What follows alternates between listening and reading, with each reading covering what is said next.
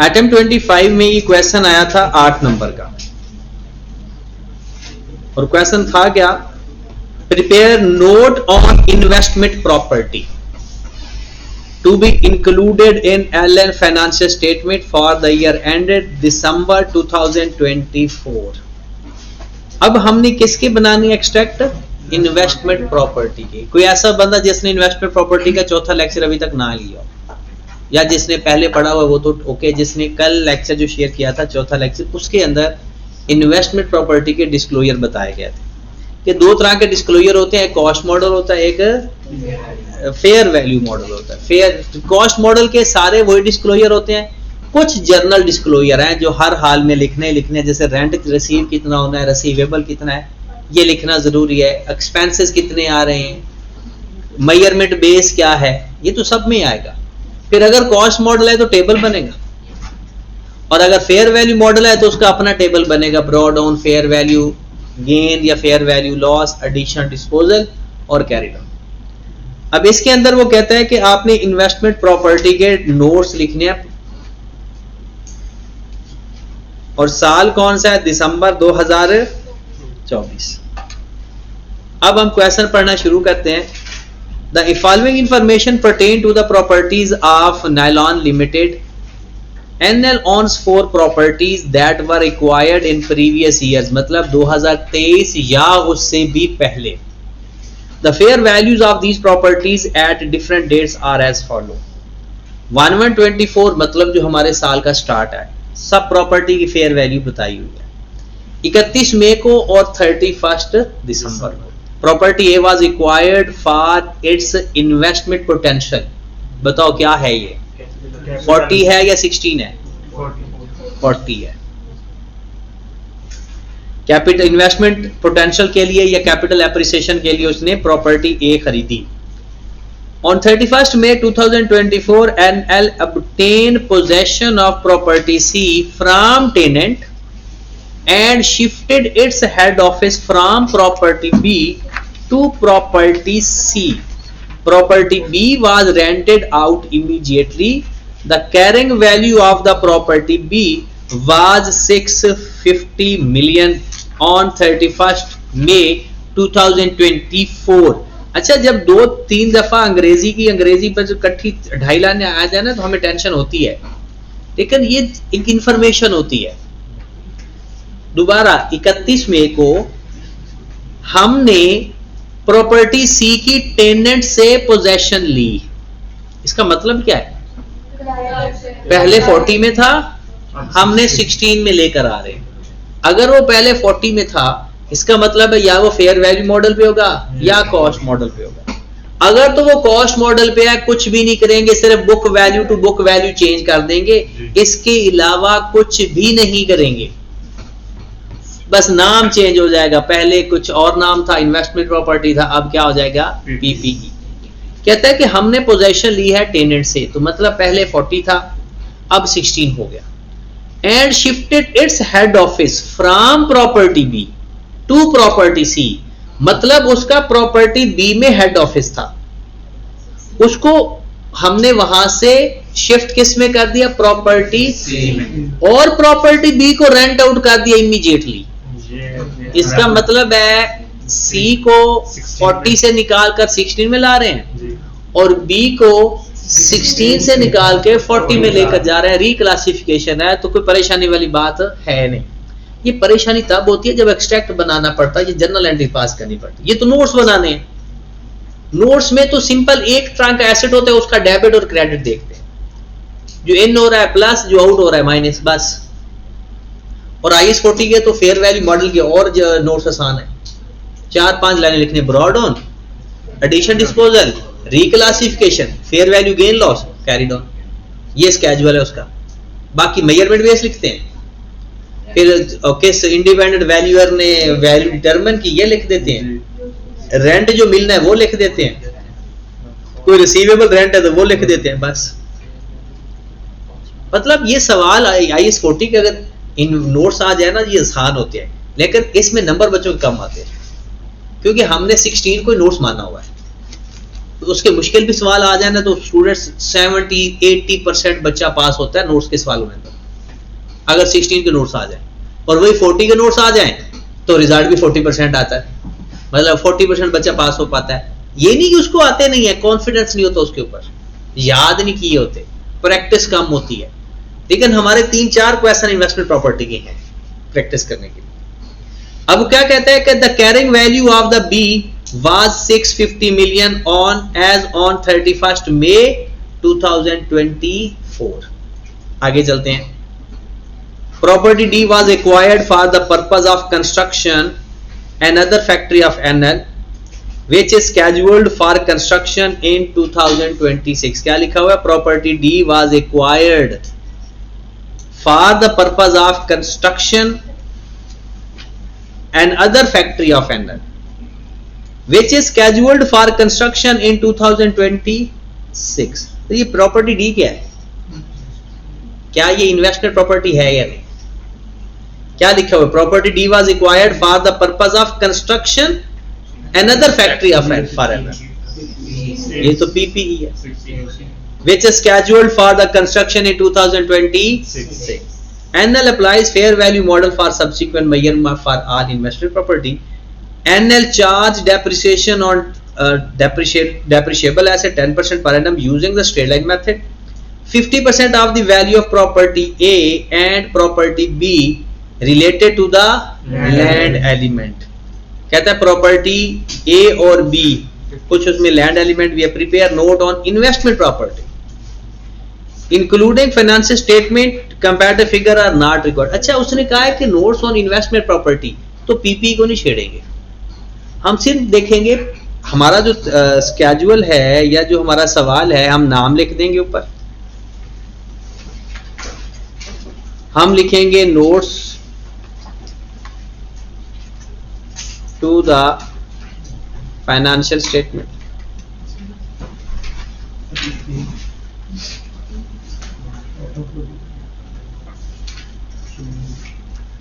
For the year ended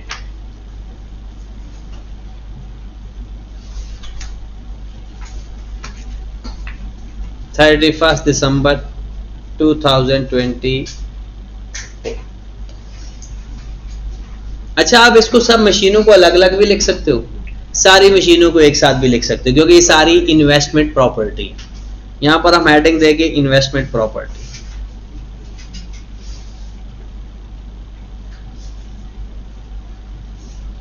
हमारे पास property 1 है, बल्कि ए है, बी है और सी है।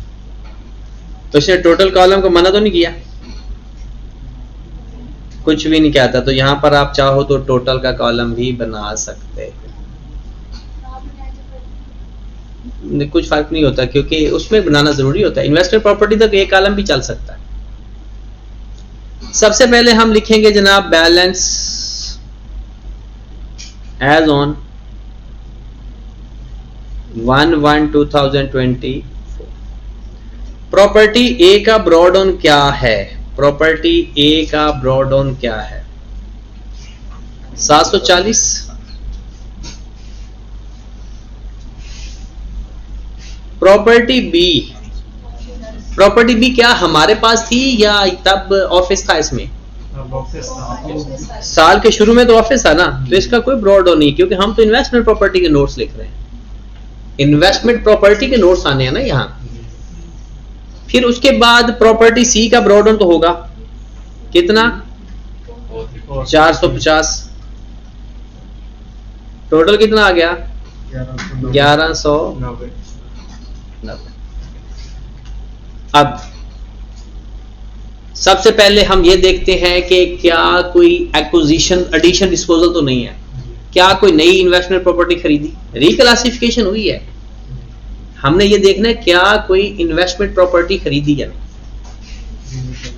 खरीदी है कोई। चारों प्रॉपर्टीज में कोई भी इस साल प्रॉपर्टी खरीदी? कुछ सादा सी बात है, इस साल देखो प्रॉपर्टी खरीदी है या नहीं, बस ओके की बात। हाँ जी, खरीदी तो नहीं है, लेकिन क्या रिक्लासिफिकेशन हुई है? एक रिक्लासिफिकेशन में इन हो रहा है और एक आउट हो रहा है। तो पहले तो उसका जो आउट हो रहा है उसका फेयर वैल्यू गेन या लॉस ले लें।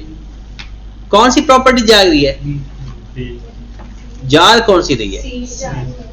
सी जा रही है। 450 की थी, कितने की होकर जा रही है? 510 से। तो इसका जो फेयर वैल्यू गेन है वो तो इन्वेस्टमेंट प्रॉपर्टी में आएगा ना। जाते हुए ये इन्वेस्टमेंट प्रॉपर्टी बन के जाएगा। 450 से 510 की एंट्री क्या पास करेंगे? Investment property debit, fair value gain credit. कितने से? 60 से। तो हम क्या लिखेंगे? Fair value gain.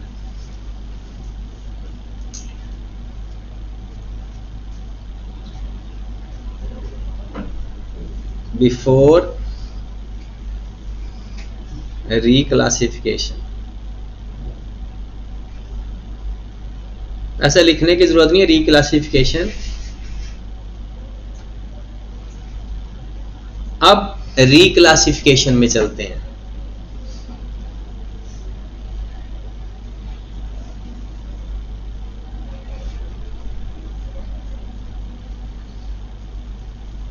Property B आ रहा है, प्रॉपर्टी सी जा रहा है। प्रॉपर्टी बी जब आएगा उसका फेयर वैल्यू गेन या लॉस जो भी होगा वो पीपीई के अंदर हो चुका होगा और वो उसके अंदर जाएगा। एक्सट्रैक्ट बनाते तो आता, जर्नल एंट्री पास करते तो आता, या पीपीई के एक्सट्रैक्ट बनाते तो आता।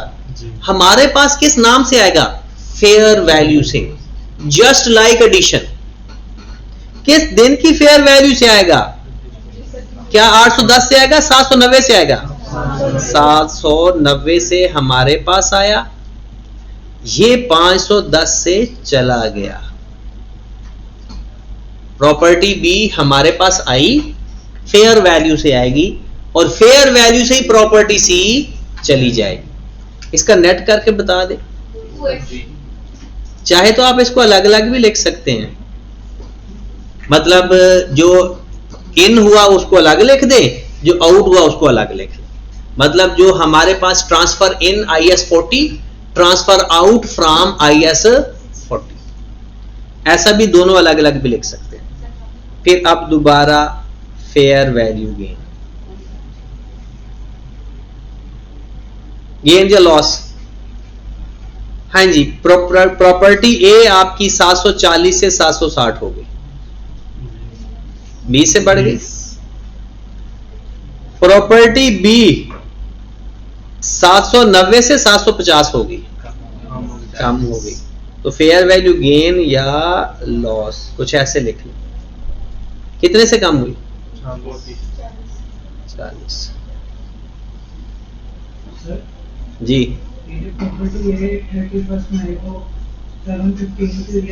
इसका कुछ नहीं करेंगे क्योंकि हम जो साल के शुरू से साल के एंड तक देखते होते हैं, बस दरमियान वाला कुछ चक्कर नहीं है। और दरमियान में तब देखते हैं जब कोई मूवमेंट हो रही होगी, ट्रांसफर इन, ट्रांसफर आउट, डिस्पोजल, इस तरह का कुछ चक्कर होगा। हाँ जी, आपका क्वेश्चन खत्म हो गया। बस इसके बाद हम लिखेंगे मेजरमेंट बेस, फिर इसके बाद लिखेंगे फेयर वैल्यू। जी मेजर किया है इंडिपेंडेंट वैल्यू ने। रेंट का जिक्र किया हुआ है कहीं? रेंट का जिक्र होता तो रेंट का जिक्र कर देते, बस खत्म हो गया सवाल, क्लोज कर देंगे। बैलेंस एज ऑन दिसंबर 24, 760, 750, ये नील आ गया, और ये 14, 1510। इसके बाद लिखेंगे 1.1, इन्वेस्टमेंट प्रॉपर्टी के साथ लिख दो 1। हाँ जी, क्या लिखेंगे? मेजरमेंट बेस,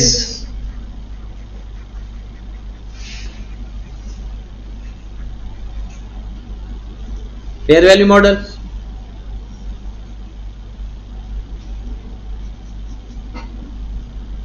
फिर asset fair value measured by an independent values, fair value measured by an independent valuer। बस खत्म हो गया, ये इसके नोट्स बन गए। अब पेपर में अगर आप इसके जाकर रिमार्क्स पढ़ो तो बड़े वर्ष रिमार्क्स हैं। वजह कि पेपर में ऐसा कभी कोई सवाल ही नहीं आया था पहले, और सवाल चाहे आए या ना आए हमने देखना होता है, अपने आप को स्ट्रॉन्ग करके जाना है। भाई नोट्स आ जाए तो उसका तरीका क्या है। देखिए सवाल ही टोटल 4 है हर टॉपिक के। नोट्स, डिस्क्लोजर, एक्सट्रैक्ट हो गया, डिस्क्लोजर हो गया, जर्नल एंट्रीज होगी, डिस्कशन होगी। इसके अलावा मैक्सिमम क्या आ जाएगा, लेजर बनाने आ जाएंगे। तो सवाल कोई भी मुश्किल होता नहीं है। हो गया ये, नेक्स्ट आ जाए। अब हमारे ना ये खत्म होते जा रहे हैं सवाल इसके अंदर। हमने पहले अगर यहां से आगे देखेंगे तो हर सवाल आपने, जब आपने टॉपिक पढ़ा होगा ना, ये सवाल किया होगा हर सवाल। ये बोरोइंग कॉस्ट का सवाल है जी।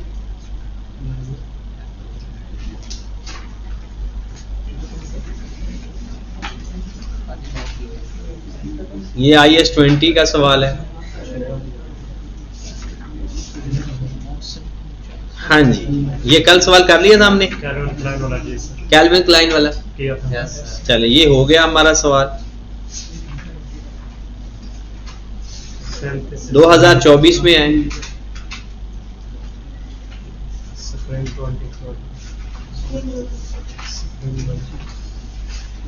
स्प्रिंग 2024 में पहला सवाल बोरिंग कॉस्ट का है, दूसरा सवाल अंग्रेजी का है, तीसरा सवाल नोट्स का है। अब इसमें एक 13 नंबर का टोटल सवाल है। ये तो शायद अगर आपको क्वेश्चन दिया हो उसमें करवाया ही ना हो, अगर नहीं करवाया तो अब हम कर लेते हैं, और ये 5वें लेक्चर में भी यही सवाल होगा। अच्छा, क्वेश्चन में देखिए, prepare the note on investment property to be included in the financial statement for the year ended December 2023। 11 number का सवाल। Show each property in separate column for total and comparative are not required. फिर assuming that follows cost model for investment property, prepare journal entries to record transfer of property A on 30th April 2023। जरा check करें, वो कहता है 2 number का सवाल है, उसने दे दिया कि अगर कॉस्ट मॉडल हो और ट्रांसफर का चेंज केस बताएं। ये हम भी बात तो कर रहे हैं कि भाई जब भी ट्रांसफर हो तो कुछ नहीं करते, बस बुक वैल्यू पे कर लेते हैं। अब वो काम कर भी लेते हैं कि एक्चुअल में उसको कैसे परफॉर्म करना है। चले आए जरा, उसके बाद क्या करें, other information. Fair value model इस्तेमाल करना है जी, पहला केस। और अगर पीपीई है तो उसका कॉस्ट मॉडल है। डेप्रिसिएशन का रेट 10% रिड्यूसिंग बैलेंस है, ये आपका डिस्क्लोजर पड़ा हुआ है। Rental revenue received 2023 and accrued 2023 45 million, और ये पूरे का पूरा डिस्क्लोजर है। एज इट इज लिख दो, एज इट इज लिख दो। ये आपका डिस्क्लोजर है कि हमारी रेंटल इनकम टोटल 51 बनती है, जिसमें हमें अभी 6 मिलियन हमने रिसीव करना है। Repair and maintenance expenses related to investment property amounted ₹25 million. क्या इसको डिस्क्लोज करना जरूरी है या नहीं? कल का लेक्चर लिया है, डिस्क्लोजर में बताया गया है कि कौन कौन सी बातें डिस्क्लोज करना जरूरी। कहते हैं कि repair and maintenance expenses related to investment property amounted to ₹25 million. Table के अंदर तो ये नहीं आएगा, ये डिस्क्लोजर के अंदर आ जाएगा अगर लिखना है तो। Are fair value determined by Alpha Brothers and independent firm valuer. अब ये भी लिख देंगे कि अल्फा ब्रदर ने फेयर वैल्यू को इंडिपेंडेंटली मेजर किया था। अब आपके पास सवाल इतना बच गया। अब ओवरऑल भी देखें तो सवाल की स्ट्रेंथ देखिए, सवाल इतना ही है। चलें जी, हम देखते पढ़ते हैं इसको। Following information pertain to properties of SL. SL obtain possession of property A from tenant on 30th April 2023 when SL shifted its head office from property B to property A। ये वाला सवाल हो गया रिपीट। क्या कर रहा है? 30 अप्रैल को हम क्या कर रहे हैं, हेड ऑफिस शिफ्ट कर रहे हैं, कहां से कहां तक, कहता है पोजेशन लिया, obtain possession from property A from tenant, कहां से हेड ऑफिस शिफ्ट कर रहे हैं, प्रॉपर्टी, इसका मतलब है बी की करंट स्टेटस क्या था और ए का करंट स्टेटस क्या था, ये किस में जा रहा है और ये किस में चला जाएगा, ये अभी वाला सवाल भी यही था। आगे कहता है property B was rented out immediately 30 April 2023, the fair value of property A was 740 million, property A की फेयर वैल्यू कितनी है 740 million, while the fair value of property B was determined equal to its carrying amount। B पहले 16 में था तो जाहिर सी बात उसकी कैरिंग अमाउंट भी आएगी। कहता है जब उसको शिफ्ट किया है ना तो उसकी कैरिंग अमाउंट जितनी थी उतनी ही उसकी फेयर वैल्यू थी। The detail of property A and B are, property A और B को खरीदा कब था, A को खरीदा था 1121 को और A को खरीदा था 1721 को कॉस्ट में। फेयर वैल्यू एज ऑन दिसंबर 2022 और दिसंबर 2023, 60% of the cost and fair value of both property refer to the land element. कहता है जी 60% तो है ही लैंड। आगे प्रॉपर्टी सी का जिक्र आ रहा है, वो हम बाद में देखते हैं, पहले इनका हिसाब किताब ठिकाने पे लगाएं। आपके पास दो प्रॉपर्टी हैं, एक प्रॉपर्टी ए और एक प्रॉपर्टी, चले जी डिस्क्लोजर वो कहता है सबका अलग अलग बनाना, तो कुछ ऐसे बना लें ए बी सी। साल कौन सा हमारा साल, दिसंबर 2023।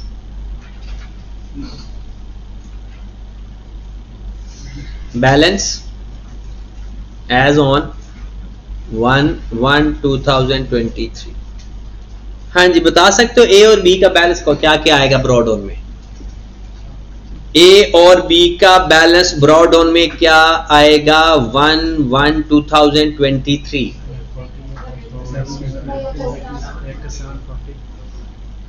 ए का कितना आएगा,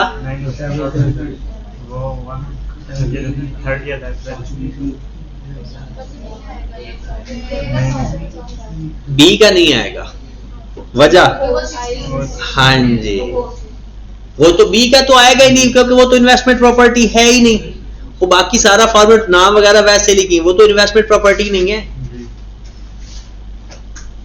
तो बताएं ए का क्या आएगा, दिसंबर 2022 का जो बैलेंस पड़ा हुआ है वो 1/1/20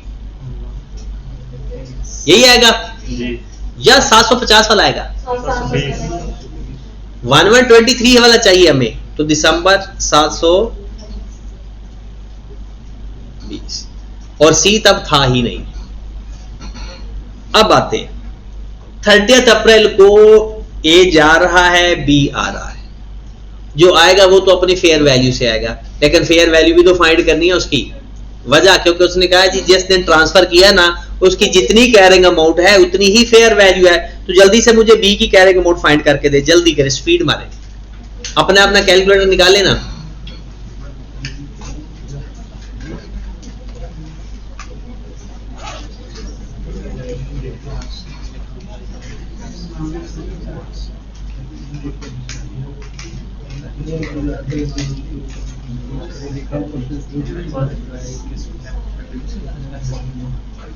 Reducing balance.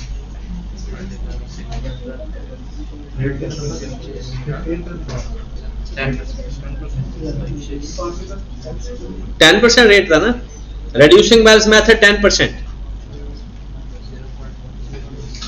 बोलना नहीं है, बस उसकी कैरिंग अमाउंट फाइंड करके बतानी है बस। 30 अप्रैल 2023 को सब लोगों ने 30 अप्रैल 2023 को खरीदा था उसको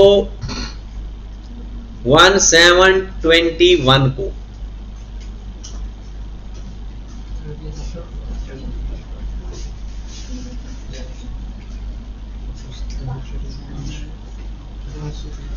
आपका आ गया लाइव कितना? 416.8 आपका है। आपका 165.4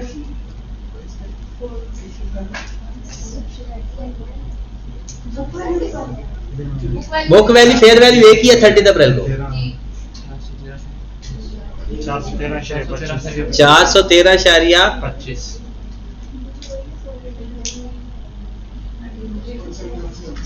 असद इरम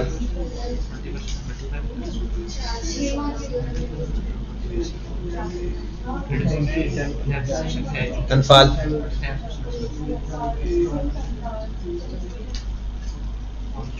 सीरत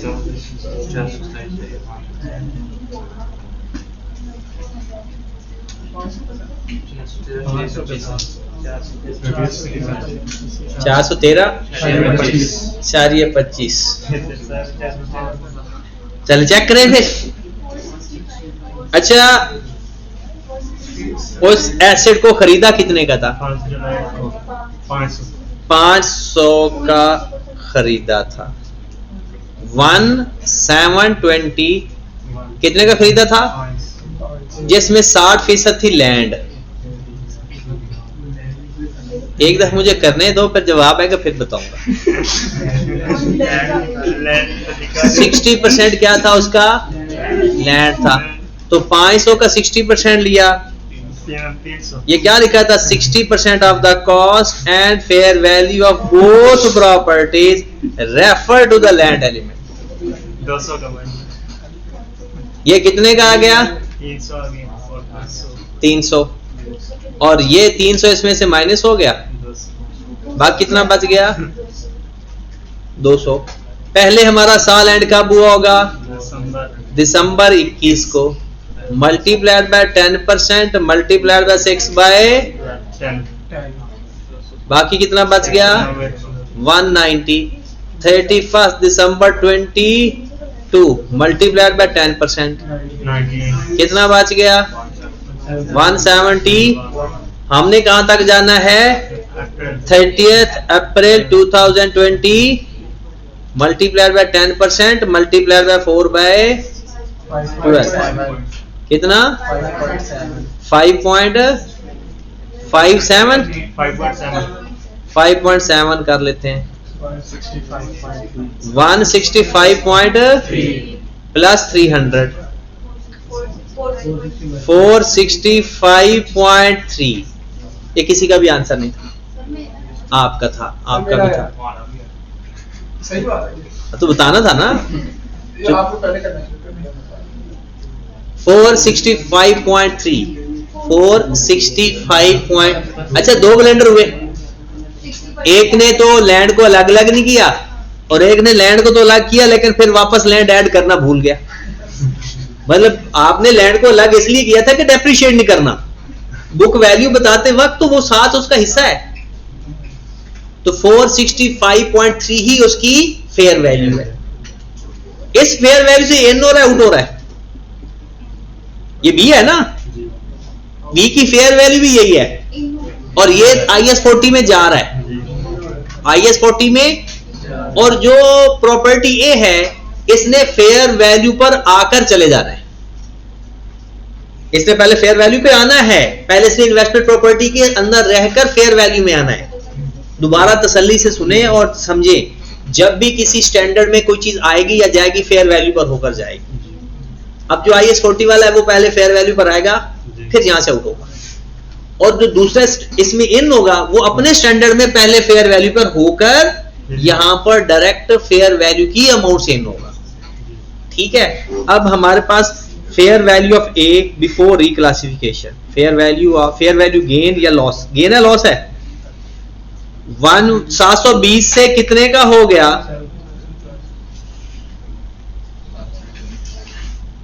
740 का गेन आ गया।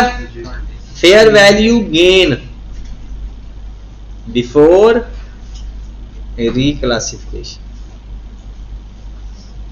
कितने से? 20 से।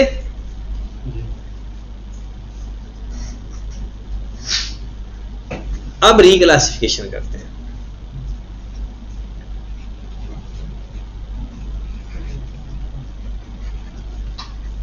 ये 740 से आउट हो गया, नील बैलेंस तब भी आएगा। और बताएं बी किस वैल्यू से इन होगा? अपनी बुक वैल्यू से 466 ना कर दें, राउंड ऑफ कर देते हैं, 466.3 है तो 65 ही रहने देते हैं। उसके बाद एडिशन भी लिख लें। वो कहता है ऑन 1 Feb 2023, ये भी अच्छा है। 1 Feb 23 SL started construction of property C with the view to earn rental in the future. The construction was completed on 30th September 2023 at a total cost of rupees 430 million. पिछले साल, हमारा साल 2023 है 24 है 23 है। कहते हैं कंस्ट्रक्शन कब पूरी होगी? This include rupees 7 million and 12 million for professional fee for legal service and abnormal wastage of material. Legal service तो रहने देंगे, abnormal wastage निकाल देंगे। तो 430 में से क्या माइनस कर दें? 12। Operating losses 10 million were also incurred before property was rented out. याद रखें ऑपरेटिंग लॉसेस कभी भी कैपिटलाइज नहीं होते। इनिशियल ऑपरेटिंग लॉसेस कभी भी कैपिटलाइज नहीं होते, ये एक्सपेंस में जाएंगे। फिर कहता है fair value of property C was determined as rupees 380 million, 390 million, 395 million as at 30 सितंबर 2023, 1 दिसंबर 2023 और 31 दिसंबर 2023। पहली बात तो ये है कि जब भी, वैसे आई कैप के सोल्यूशन में मुझे लगता है ये सही नहीं लिखा हुआ। आई कैप की किताब में मेरे ख्याल में ये है ही नहीं, अगर है तो उसमें होगा तो ठीक होगा। देखें जब भी सेल्फ कंस्ट्रक्टेड एसेट हम लेकर आते हैं ना, अपना सेल्फ कंस्ट्रक्टेड, जितना खर्चा हो जाता है ना, उस दिन जब लेकर अपने इन्वेस्टमेंट प्रॉपर्टी में आते हैं तो फेयर वैल्यू पे लेकर आते हैं और उसका जितना भी डिफरेंस है वो एसपीएल को चार्ज कर देते हैं। ये ओरिजिनल रूल है। जब हम लेकर आए थे खर्चा कितने का हो गया था? 418 का, लेकिन उस दिन उसकी फेयर वैल्यू कितनी थी? 380। आई कैप ने 418 ही लिखा हुआ है और फिर 418 से वो 395 पे चला गया। हालांकि उसको लिखना चाहिए था 380 पहले और फिर 395 पे जाना चाहिए था। आप ना देखें आई कैप की बुक में ये सवाल है या नहीं? नई बुक में, बुक है आपके पास आई कैप की? देखें जरा इन्वेस्टमेंट प्रॉपर्टी के अंदर देखें, है गिवन है, पुरानी बुक में है। हाँ जी, उसमें देखें तो आई कैप ने किस वैल्यू पे लिया हुआ है एडिशन के तौर पर? 430 से लिए, 418 से लिया हुआ या 380 से? मुझे लगता है 418 से लिया हुआ था। क्वेश्चन नंबर 15 है,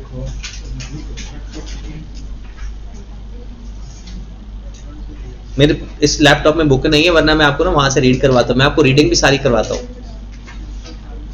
मिल गया? क्वेश्चन नहीं मिला अभी तक? नोट्स के अंदर एडिशन के में देखें कितना? 418 ही लिखा हुआ है। अब जरा जाएं पीछे थ्योरी में, सेल्फ कंस्ट्रक्टेड एसेट पे जाएं जरा। पीछे थ्योरी के अंदर लिखा हुआ है सेल्फ कंस्ट्रक्टेड एसेट, उसकी अंग्रेजी पढ़ें जरा।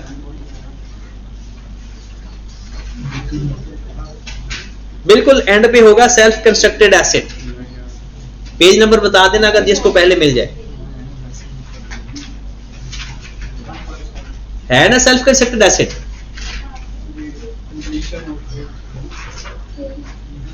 अब यहां अगर अंग्रेजी को आप गौर से पढ़े ना तो यहां पर लिखा होगा कि जब भी सेल्फ कंस्ट्रक्टेड एसेट कंप्लीट हो जाता है उसको फेयर वैल्यू पर लिखते हैं और जितना डिफरेंस आएगा वो एसओपीएल को चार्ज करते हैं। ये अंग्रेजी पढ़े जरा, ये बात समझ लग रही है?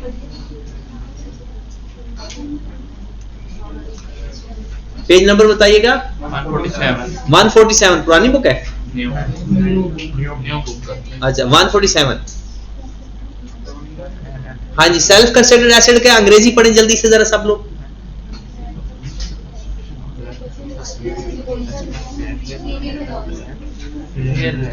and difference between the fair value property and that date and its various conditions. अगर आप ये अंग्रेजी को गौर से पढ़े ना, ये वो कह रहा है कि जितना आपका खर्चा हुआ है वो कैपिटलाइज हो चुका है।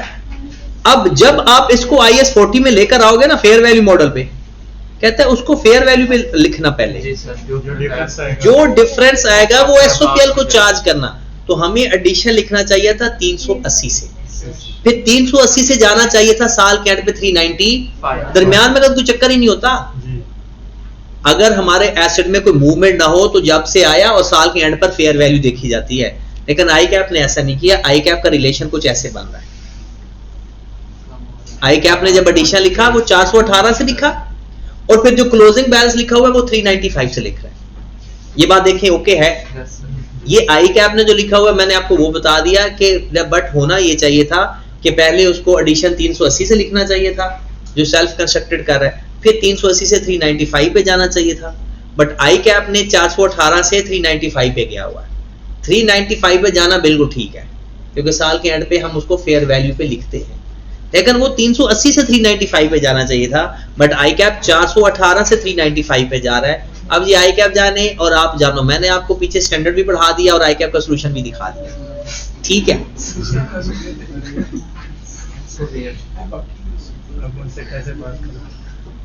चलें जी, एडिशन। अगर आपने आई कैप का सोल्यूशन लिखना है तो 418, और अगर उसका तो 380। जो डिफरेंस जाएगा 380 और 418 अगर वो फिर SOPL में चला जाएगा। उसके बाद फेयर वैल्यू गेन्स आपका लिखते हैं। ए तो हमारा रहा ही नहीं, 400 जो बी प्रॉपर्टी है उसकी फेयर वैल्यू कितनी हो गई है? 480। साल के एंड पे 480 है ना, तो आप तो उसको फेयर वैल्यू पे लेना, तो 465 से 480 होगी 15 फेयर वैल्यू गेन। और जो सी है वो 418 से, यहां पर लॉस भी लिख लें, 418 से कितनी होगी? 395। कम हुई ज्यादा? कितनी कम हुई? अगर इस तरह से लिखते तो इसको कम करते, वरना और इसमें लिखते तो 15 ऐड करते। ये हमारे पास क्लोजिंग बैलेंस आ गया। ये 0, ये 480, ये 395, और अगर इसमें लिखते तो भी 390। पेपर में दोनों अजम्पशन नहीं लिखनी, पेपर में कोई एक से करना। इसके बाद क्या क्या लिखेंगे? Measurement base,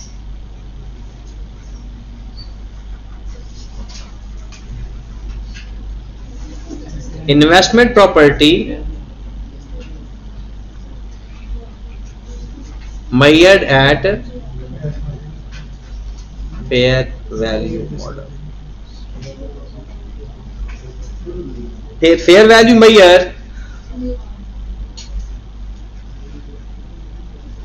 by alpha trader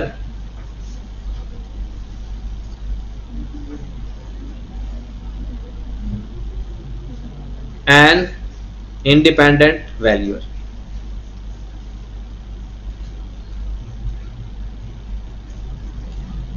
ये भी हो गया, ये भी हो गया। Rent received ₹45 and accrued but not received ₹6 million for the year. Operating expense लिखने हैं तो वो भी लिख लो, ऑपरेटिंग एक्सपेंसेस या वो repair and maintenance incurred ₹25 million for the year.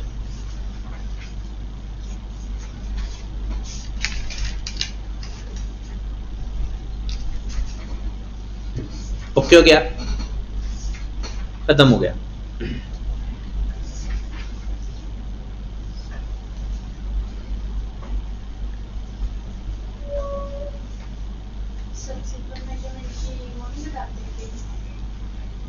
क्या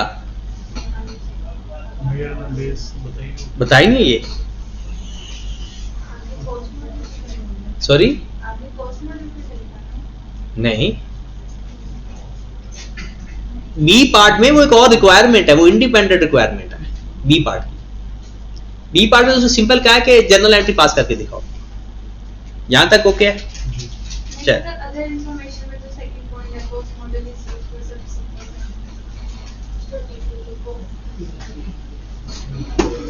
चलें। अच्छा, मैंने आपको पहले भी कहा था कि आप ना पेपर में जो मर्जी कराना, यहां पर तो मुझे खुश रखो कि आपको सब कुछ आता है। पेपर में आप बादशाह हो, आपका पेपर है, फीस आपने दी हुई है, जो मर्जी। हाँ, थोड़ा सा होशो आवाज में पेपर पास हो जाता है।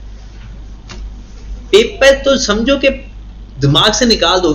फेलियर जो है ना, वो आपके अंदर डर पैदा करेगा। कॉन्फिडेंस में रहा करो, जिंदगी खुशगवार रहती है। इसलिए अपनी तरफ से मेहनत कर रहे हो। हाँ, जो बंदा अपनी तरफ से मेहनत नहीं कर रहा, उससे परेशान रहने की जरूरत है कि मुझसे मेहनत क्यों नहीं होती। जो मेहनत कर रहा है ना, उसको परेशानी की जरूरत होती, क्योंकि अगर वो पास हुआ तो भी अल्लाह की रहमत, फेल हुआ तो भी अल्लाह की रहमत, क्योंकि वो फिर रब के फैसले हैं और उस पर हमारा कोई इख्तियार नहीं। हमारा इख्तियार है अपनी मेहनत, अपनी स्ट्रगल के ऊपर, बस। मैं तो ये भी कहता हूं, ये भी अल्लाह ही हिदायत देता है शायद। बस हमारे माँ बाप अगर दिल से दुआ निकले उनके, ये ना कि जाकर माँ बाप से लड़ने लग जाना कि हमारा पढ़ने का दिल नहीं करता, आप दिल से दुआ नहीं करते, ऐसा नहीं होना। अच्छा, अब कहता है बी पार्ट के अंदर, कहता है आपने ना जो प्रॉपर्टी ए ट्रांसफर किया है ना, अगर ये कॉस्ट मॉडल पे होता तो उसकी जर्नल एंट्री पास करके दिखाएं। कॉस्ट मॉडल पे होता तो क्या करें, प्रॉपर्टी ए किस में था पहले? ए पहले 40 में था, और अगर ये कॉस्ट मॉडल में होता तो इसकी बुक वैल्यू फाइंड होती, और इसकी यही बुक वैल्यू, मतलब यही जो इसकी बीवी निकलती, दूसरे को दे देते कि बिल्कुल एज इट इज, उसी वैल्यू से, बुक वैल्यू से एज इट इज। मतलब नाम चेंज कर देंगे, PPE debit, investment property credit, PPE debit book value से। लेकिन इसकी बुक वैल्यू गलत फाइंड होगी, क्योंकि लोगों ने 60% वाला को सब यहां भी भूल गए। वो कहेंगे ये तो इन्वेस्टमेंट प्रॉपर्टी है। भाई, जब ये कॉस्ट मॉडल हो तो जस्ट लाइक पीपीई। तो हम क्या करेंगे, इसको खरीदा कितने का था? 750 का, 1121 को। तो पहले तो आप ऐसा करें, सारे रिड्यूसिंग बैलेंस मेथड पे है ना जी, तो 750 का लेंगे 40%, 60% ले लें पहले। 750 का 60% कितना आया? 400। इसको साइड पे कर देते, बाकी बच गया 300। अब 300 को डेप्रिशिएट करें। पहला साल क्या बैंड हुआ होगा? दिसंबर 21। या फार्मूला लगा लें बुक वैल्यू वाला, सीधा सीधा फार्मूला लगा सकते हैं। 10%, 30, 370, फिर 37, कितना बात जाएगा? 370 में 37 माइनस कर दें, 270। 270 में 37 माइनस करें, 233।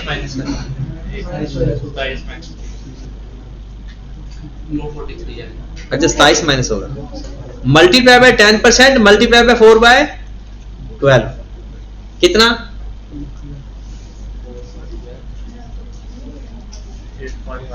8.80 माइनस कर दो, 225, 235, क्या 243 है, तो ये 235 आ जाएगा। अब 235 में 450 वापस ऐड करें, 675। लो जी, 685 से पहले क्या एंट्री पास होगी? PPE debit, investment property credit 685 से, और आगे फर्दर ये वैसे ही डेप्रिशिएट हो रहा है, होता रहेगा जैसे ये पहले हो रहा था। कॉस्ट मॉडल में देखें, ट्रांसफर करते हैं जिधर भी 16 से 40 में जाए या 14 में 16 में जाए, उस दिन पिछले स्टैंडर्ड की बुक वैल्यू फाइंड कर लें। और ये है if IAS 40 at cost model. क्या करेंगे? सबसे पहले book value. IAS 16 cost model पे हो, रीवैल्यूएशन मॉडल पे, वो मैटर नहीं करता, वो मैटर करता ही नहीं है। मैटर क्या करता है? IAS 40 किस पे है? अगर IAS 40 फेयर वैल्यू मॉडल पे आएगा तो फेयर वैल्यू पे, जाएगा तो फेयर वैल्यू पे। अगर ये कॉस्ट मॉडल पे आए तो आएगा भी बुक वैल्यू पे, जाएगा भी बुक वैल्यू पे। बुक वैल्यू फाइंड करें, और बुक वैल्यू हमारे पास आ गई जो भी 685, तो क्या करेंगे? Entry PPE debit investment property credit 680। इससे पहले अगर उस साल की एंट्री पास, उसने कहा एक एंट्री पास हो जाएगी, डेप्रिसिएशन टू अक्यूमुलेटेड डेप्रिसिएशन, क्योंकि उसने कहा ना ट्रांसफर उस दिन की एंट्री पास करें, तो पहले 4 महीनों की डेप्रिसिएशन आएगी उस साल, फिर ये किसके हवाले हो जाएगा? ईपी के, और आगे फर्दर 31 दिसंबर को एंट्री पास होगी, डेप्रिसिएशन टू अक्यूमुलेटेड डेप्रिसिएशन। हाँ जी, ये सवाल खत्म हो गया हमारा। ये सवाल ही नहीं, IAS 40 ही खत्म हो गया। IAS 40 में या तो जर्नल एंट्रीज आती हैं, ज्यादा ट्रांसफर आता है, और उसकी जर्नल एंट्रीज आपको आनी चाहिए। आगे चलते हैं। हाँ जी, 2023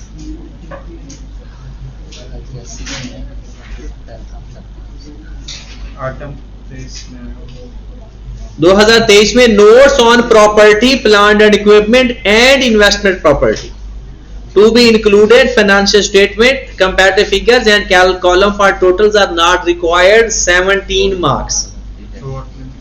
ट्रॉट लिमिटेड, ये कल दिया भी था करने के लिए, नहीं दिया था? हो गया था। इधर अदर इंफॉर्मेशन देखिए, ये तो सवाल हम करते हैं, और एक सवाल मैंने आपको और करवाना है कंपैरेटिव के साथ, डिस्क्लोजर का कंपैरेटिव। फिर आपने जो सवाल हम यहां पर करते हैं ना, वो घर में आप दोबारा किया करो, फिर तैयारी होगी। अदर इंफॉर्मेशन में लिखा हुआ है TL for revaluation using the replacement method and transfer maximum possible amount to retain earning, fair value model for subsequent measurement for all investment property. हमने लिखने हैं नोट्स, एक इन्वेस्टमेंट प्रॉपर्टी के और दूसरे PPE के। अच्छा सवाल, ये है अच्छा डिस्क्लोजर वाला सवाल। बाकी सारे ऐसे ही ना टाइम पास थे। अब ये सवाल है जिसमें हमने ये देख सकते हैं कि इसमें कुछ हमें सीखने को मिलेगा। लिखा हुआ the following information pertain to non current. Active रहना है अब, क्योंकि ये तकरीबन समझो कि एक सवाल इसके बाद मैंने नोट्स का करवाना है, फिर आप लोग सवाल करके आओगे, फिर जिन जिन क्वेश्चन में मसला होगा वो हम डिस्कस करेंगे। ठीक है, तो कल इसका लास्ट लेक्चर होगा डिस्क्लोजर का हमारा। आप लोगों को जो मसाइल आएंगे वो आपने कल लेकर आने हैं। ठीक है, और हमारी आज कोशिश है कि अगर टाइम बचता है तो हम एक NPO का सवाल भी डिस्कस करेंगे, नहीं तो फिर कल तो कंफर्म करने का, क्योंकि इसके बाद अब आपका NCA सिर्फ आपकी रिवीजन की हद तक रह गया। अब इंशाल्लाह आपका हर सवाल आपको समझ भी लगेगा, आपको हो भी जाएगा। और अभी हमने एक दफा डिस्कशन वाले सवाल कर लेने हैं सारे, क्योंकि कल हमने स्टार्ट से करने हैं कि सारे पेपर के जो सवाल रहते हैं, इंपेयरमेंट का जो सवाल है वो देखना है, IAS 20 का सवाल देखना है। आप लोगों का IAS 20 तो हो गया ना रिवाइज, और IAS 36 भी हो गया या नहीं हुआ अभी? चल वैसे टेस्ट दिया था, मतलब तैयार किया था, लेकिन उसका मास्टर क्लास चले 40 की मैं आज आपको मास्टर क्लास भेजूंगा। 40 का लेकर आना लेक्चर। 40 23 का कब? परसों है। चलिए ठीक है, मैं कल 23 के आपको मास्टर क्लास भेज दूंगा आज कल के लिए। ठीक है, और फिर मैं कल आपको कौन से सवाल पर करवाऊंगा, सारे IAS 20 का जितने पेपर में सवाल आए हुए, IAS 23 का और IAS 40 का। कल 3 स्टैंडर्ड ओके करेंगे, क्योंकि नोट्स डिस्क्लोजर अब हो गए। 3 स्टैंडर्ड का ओके करेंगे। 41 मैंने अपनी तरफ से ओके करवा चुका हूं, बाकी आपने देखना है। और एंड पे आकर हमने फिर 36 को देखना है और 16 के जो डिस्कशन वाले सवाल है जी।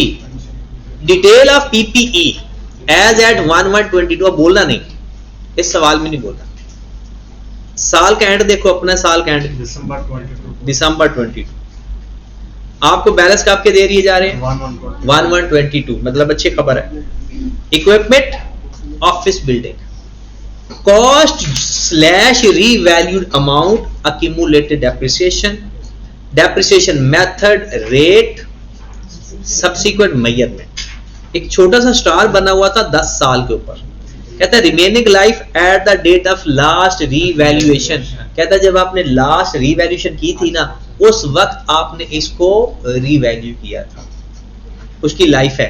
अब जरा यहां पर देखें, as at 1122 the revaluation surplus related to office building amounted ₹32 million. कहता है 1122 को ऑफिस बिल्डिंग का सरप्लस पड़ा हुआ है कितना, 32 मिलियन। और पड़ा कब हुआ है, मतलब साल के शुरू में। However, December 22, due to slump in the market, the building was again revalued by an independent valuer. At this time, office building valued only 156 million. बस सवाल करने का तरीका क्या होता है कि एक चीज को पकड़ो, उसको लिख लो, फिर दूसरी चीज को पकड़ो, फिर उसको लिख लो। ये क्या था, ये किसके बारे में इंफॉर्मेशन थी, ऑफिस बिल्डिंग, क्योंकि आगे इक्विपमेंट का जिक्र आ रहा है। ऑफिस बिल्डिंग की बात करते हैं। आता है रिवैल्यूएशन मॉडल या जाता है, आता जाता है। डेट, ACA, OCI, PLS, यही वर्किंग है। इस वर्किंग का ही नोट्स बनने, एक्सट्रैक्ट, सब कुछ इस वर्किंग से ही होता है। 1122 आपके पास ऑफिस बिल्डिंग है 280, उसकी एक्यूमुलेटेड डेप्रिसिएशन है 56। 280 56 ऐसे ही करते होते हैं कुछ। हाँ जी बताएं कितनी वैल्यू है, 22 और उसका OCI कितना पड़ा हुआ है, 32। इसी डेट को है, ये बात समझ लग गई। वो कहता है जब हमने लास्ट रीवैल्यू किया था ना, लास्ट रीवैल्यू, तब उसकी लाइफ थी 10 साल और स्ट्रेट लाइन मेथड है, मेथड स्ट्रेट लाइन है ना जी। इसका मतलब है लास्ट अगर वो रीवैल्यू हुआ था तो उसकी 280 को उसने किस पे डिवाइड किया था, 28। एक साल की 28 डेप्रिसिएशन आती है और यहां पर डेप्रिसिएशन कितनी है, इसका मतलब है 2 सालों की डेप्रिसिएशन आ चुकी है। कितने सालों की डेप्रिसिएशन आ चुकी है। अच्छा पेपर में ये भी बड़ा टारगेट है, मसला है कि उसकी ना लाइफ कितनी थी और कितने साल गुजर चुके हैं। और अक्यूमुलेटेड डेप्रिसिएशन गुजरे हुए सालों की डेप्रिसिएशन होती है। अक्यूमुलेटेड डेप्रिसिएशन गुजरे हुए सालों की डेप्रिसिएशन होती है। कई मेथड हैं गुजरे हुए साल फाइंड करने के। आप अपनी total accumulated depreciation divided by per year depreciation, लेकिन ये ऑफर सिर्फ स्ट्रेट लाइन मेथड में है। ये ऑफर सिर्फ स्ट्रेट लाइन मेथड के अंदर होती है, हर मेथड के अंदर ये नहीं होता। ठीक होगी बात। चलें जनाब, तो 2 साल हमारे गुजर चुके हैं। अब आ जाएंगे 31 दिसंबर 22 को एसेट दोबारा रीवैल्यू हुआ। ये बात पता चली है। ये जो मैंने 2 साल फाइंड किए हैं, ऐसे भी फाइंड कर सकते थे। 10 पे डिवाइड करके 28, एक साल की डेप्रिसिएशन 28, दूसरे साल की डेप्रिसिएशन 28, तो टोटल कितनी होगी 56। इसका स्ट्रेट लाइन मेथड हो तो डायरेक्ट फाइंड कर लिया करो, और अगर WDV मेथड हो तो फार्मूला लगाकर भी हो सकता है। क्या करना है, रिमेनिंग लाइफ पे डिवाइड नहीं करना होता। 10 साल तो साल बताए हुए हैं, लेकिन जब ये 32 को तो 10 पे डिवाइड नहीं कर सकते थे, तो 1122 का बैलेंस पड़ा हुआ है। जब हमने इसको डिवाइड करना होता है ना, वो टोटल लाइफ पे नहीं करना होता। किस पे करना होता है, टोटल हो तो टोटल लाइफ पे, और रिमेनिंग हो तो रिमेनिंग लाइफ पे। अब 32 तो पड़ा हुआ 1122 का, और ये सरप्लस आया क्या कब था, 2 साल पहले। तो इसलिए हमें वो 2 साल का पता होना जरूरी था। अब क्या करेंगे, या तो 280 को 10 पे डिवाइड कर दो, या इसको 8 पे डिवाइड कर, एक ही बात है। इसको भी किस पे डिवाइड करेंगे? 8 पे। कितना आ गया? ये 28। पता चला हमें क्यों चाहिए था? जी क्या दोबारा क्या बताना है? 2 सालों का क्या करना है? देखें, हमारे पास सरप्लस पड़ा हुआ था 32 मिलियन। अब हमने इसको भी डिवाइड करना होता है। अब जो अगर हमें ओरिजिनल सरप्लस पता होता ना कि जब जी पहली दफा रीवैल्यू हुआ था लास्ट टाइम 2 साल पहले, तो तब हम 10 पे डिवाइड कर देते। लेकिन सरप्लस बताया हुआ है आज की डेट का। सरप्लस कब का बताया हुआ है? आज की डेट का। ठीक है। और हमें चाहिए फिर रिमेनिंग लाइफ। पता कैसे? टोटल लाइफ तो 10 साल है, लेकिन कब 10 साल है? जब रीवैल्यू किया था, लास्ट रीवैल्यूएशन। लास्ट रीवैल्यूएशन अब हम ये कह सकते हैं सर हो सकता है ये पिछले साल हुआ हो। भाई 56 डेप्रिसिएशन पड़ी हुई है। क्या पड़ा हुआ है? 56। तो कैसे आया दाऊद? दाऊद कैसे आया? हाँ कौन सी? किसकी? 32 की? 22 की?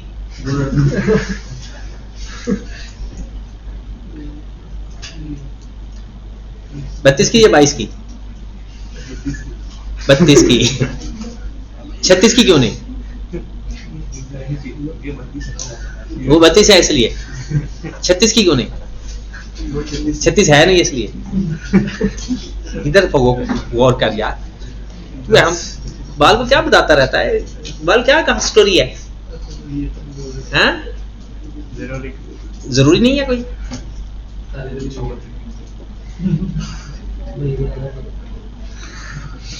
चलें, फोकस करो। आप बिल्कुल जब तक आप सवाल रेज नहीं करोगे आपको बात समझ नहीं लगेगी। अब आप जागोगे तो सवाल समझ भी लगेगा और मजा भी आएगा। हाँ जी, अब सवाल सुनिएगा जरा। सवाल सुनिए। सवाल ये है कि हमारे पास 280 का एक एसेट पड़ा हुआ है और 56 वो डेप्रिशिएट भी हुआ है, और ये भी हमें पता चल गया कि ये जो डेप्रिसिएशन है ये 2 सालों की है। ये बात ओके है। अब जब आपने लास्ट रीवैल्यू किया था तब उसकी वैल्यू थी 10 साल, और लास्ट रीवैल्यूड अमाउंट कितनी थी?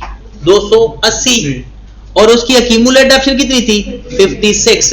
ये तो हमें पता चल गया कि ये 56 2 सालों की एक्यूमुलेटेड डेप्रिसिएशन है। अब वो कहता है 1122 को आपका सरप्लस पड़ा हुआ है 32 का। 1122 को, इसका मतलब है आपका एसेट आज से कितने साल पहले रीवैल्यू हुआ था, ये पता चल सकता है। आज सॉरी लास्ट ईयर भी हो सकता है। यही तो बात मैं आपको कह रहा हूं कि सोचो, लास्ट ईयर भी हो सकता है, बट स्ट्रेट लाइन मेथड है। डेप्रिसिएशन हर साल की 28 आएगी, क्योंकि जब लास्ट टाइम रीवैल्यूड अमाउंट पे आ रहा होता है ना, कल भी हमने एक बात की थी कि एसेट के book value brought on case value पे आ रहा होता है, हमेशा ब्रॉड ऑन केस वैल्यू पे आ रहा होता है, लास्ट फेयर वैल्यू पे। किस वैल्यू पे आ रहा है? लास्ट फेयर वैल्यू पे आ रहा होता है। तो लास्ट फेयर वैल्यू पे इसका मतलब है लास्ट फेयर वैल्यू उसकी 280 थी, और अगर ये 280 डेप्रिशिएट होता है 10 सालों के ऊपर, और उस वक्त लाइफ भी कितनी थी? 10 साल। स्ट्रेट लाइन मेथड है, तो ये 280 को 10 पे डिवाइड किया होगा तो डेप्रिसिएशन कितनी आती? 28। अगर ये लास्ट रीवैल्यू होती तो इसकी डेप्रिसिएशन कितनी आई होती? 28 की। लेकिन एक्यूमुलेटेड डेप्रिसिएशन कितनी आई पड़ी है? तो कितने सालों की होगी ये? तो अब ये पता चल सकता है कि मेरा एसेट जो रीवैल्यू तो आज से कितने साल पहले हुआ था? 2 साल पहले। वजह क्योंकि जो डेप्रिसिएशन रीवैल्यू से पहले वाली होती है वो एलिमिनेट हो जाती है। रीवैल्यूएशन से पहले वाली सारी डेप्रिसिएशन एलिमिनेट हो जाती है। इसका मतलब है अब जो डेप्रिसिएशन पड़ी हुई है अगर वो सारी की सारी किसकी पड़ी होगी? अगर कोई डेप्रिसिएशन पड़ी हुई है तो वो किसकी होगी? सारी की सारी लास्ट रीवैल्यूएशन के बाद वाली।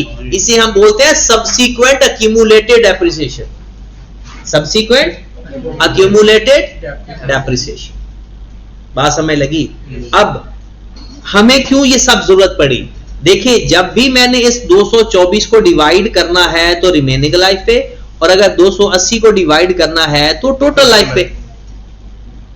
अब इसके लिए तो मैं चाहे 280 को 10 पे डिवाइड करूं या 224 को 8 पे डिवाइड करूं, कोई मसला है ही नहीं। प्रॉब्लम ये था इसका, ये हमारे पास 1122 का पड़ा हुआ है, ये ओरिजिनल नहीं है। मैं ये भी बता सकता हूं ओरिजिनल क्या था, 40, क्योंकि 4 का 2 साल तक ये अमोर्टाइज हो चुका है। तो अगर मुझे वो उस दिन का सरप्लस बता देता तो मुझे जरूरत ही नहीं थी रिमेनिंग लाइफ फाइंड करने की। मुझे वो आज का बता रहा है कि भाई आज आपके पास वो 32 मिलियन का पड़ा हुआ है। तो आपको याद होगा कि हमने बात की थी कि अगर करंट वैल्यू है तो रिमेनिंग लाइफ पे डिवाइड होगी, और अगर ओरिजिनल लाइफ है तो टोटल लाइफ पे डिवाइड होगी। ओके होगी बात? चलें जी, दिसंबर 22 में हमने एसेट को रीवैल्यू भी करना है। 196 वाला कितना हो गया, कितना कम हुआ? 28 का ये आउट हो गया और 12 का लॉस खत्म हो गया। और ये पूरा डिस्क्लोजर 0 से लेकर एंड तक इसका कंप्लीट हो गया। अगर आप डिस्क्लोजर बनाना चाहो ना, ये वर्किंग नोट कर ली सबने? जल्दी करो, अगर जिसने वर्किंग नोट नहीं की ना।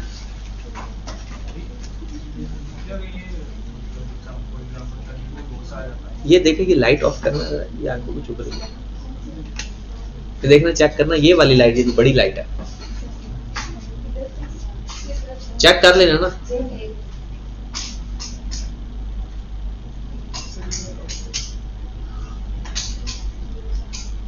बस ठीक है।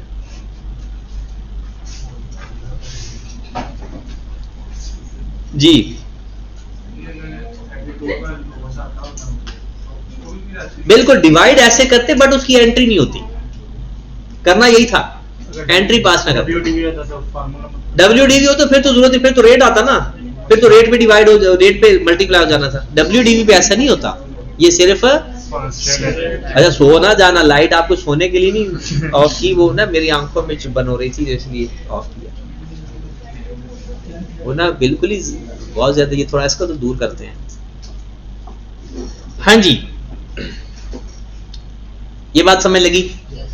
अब देखना, छोटी सी वर्किंग है और ये वर्किंग हमारी प्रैक्टिस में है, और इस यही डिस्क्लोजर है, यही एक्सट्रैक्ट है, यही जर्नल एंट्रीज है। अब हमने इस पे जाकर लिखना है, और जरा लिखवाने का तरीका भी बताता हूं। सबसे पहले ऊपर नाम लिख देंगे, ऊपर तो सब लिखना आता है ना, notes to the financial statement number 1 PPE, property plant and equipment. यहां पर लिखेंगे कॉस्ट, और इसका नाम क्या है? पहला आपके पास इक्विपमेंट है, यहां पर लिख ले इक्विपमेंट, ये ऑफिस बिल्डिंग है, यहां पर लिख ले बिल्डिंग। टोटल उसने कहा है, मना किया है। सबसे पहले हम लिखेंगे brought down, rupees in million कर देंगे, बैलेंस एज एट या एज ऑन 1120 जी। 1122 को इक्विपमेंट का बैलेंस कितना है? 360, और बिल्डिंग का कितना था? 280। ठीक है। उसके बाद हम बात करते हैं एडिशन की। क्या बात करते हैं ना? एडिशन है क्वेश्चन में, पेपर में तो क्वेश्चन पढ़ के करोगे ना। अगर एडिशन डिस्पोजल होगा तो लिखेंगे, नहीं होगा तो, लेकिन बिल्डिंग का ना कोई एडिशन है ना कोई डिस्पोजल है, रीवैल्यूएशन एडजस्टमेंट है। यह अब आप लोगों का इम्तिहान है, मैं ये आपके सामने रख रहा हूं वर्किंग। बताओ रीवैल्यूएशन एडजस्टमेंट की अमाउंट बताओ, किस अमाउंट से मैं रीवैल्यूएशन एडजस्टमेंट करूंगा? कितने से? 84 से। ये सबको समझ लगा? रीवैल्यूएशन से पहले सारी डेप्रिसिएशन जो 28 इस साल की है, 56 पहले की पड़ी। कितना आ गया? 84। 84 से एडजस्टमेंट हो गई। फिर मैं कर लेता हूं रीवैल्यू।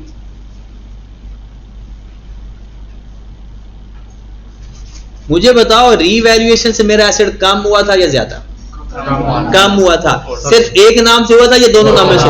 तो दोनों नाम इस्तेमाल कर लो। एक रीवैल्यूएशन सरप्लस को भी रिवर्स किया और एक रीवैल्यूएशन सरप्लस कितना 28 का पड़ा था और रिक्लासिफिकेशन का लफ्ज भी लिख लेते हैं अगर कहीं कोई रिक्लासिफिकेशन करनी पड़ जाए। पेपर में तो टोटल है यही हेडिंग। हाँ जी, बैलेंस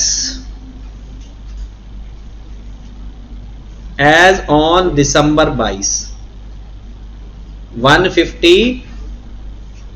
ये आपको पता होगा कि लास्ट फेयर वैल्यू आ रही होती है। यहां तक ओके है? आगे अक्यूमुलेटेड डेप्रिसिएशन। सबसे पहले क्या लिखना है? ज़मान बैलेंस एज ऑन 1/1/20। 32 लिखूंगा 36 लिखूंगा? यह सवाल है आपके पास। अक्यूमुलेटेड डेप्रिसिएशन का ब्रॉड ऑन 32 लिखूंगा 36 लिखूंगा? एक ज़मान को बताने दो, ज़मान को।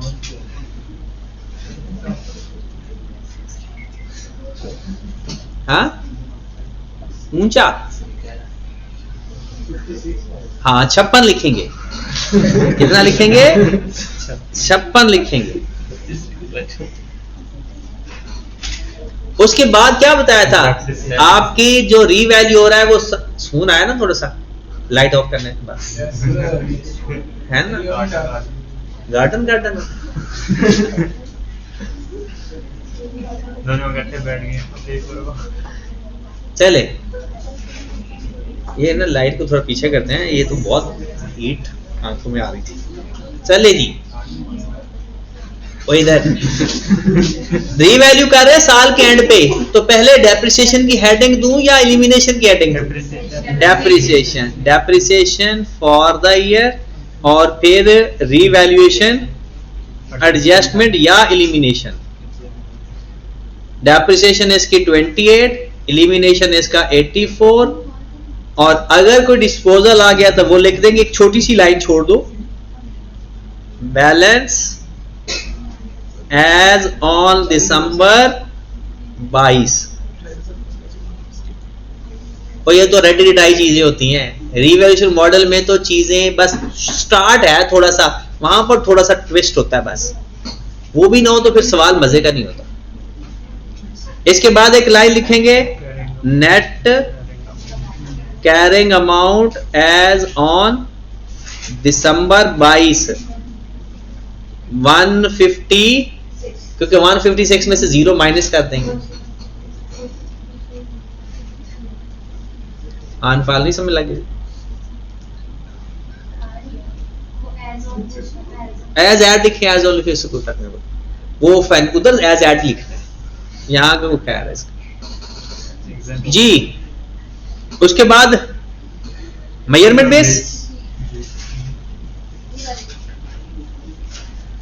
1.1। मेजरमेंट बेस क्या है? मेजरमेंट बेस इसका revaluation model. Method of depreciation Sri Lanka, और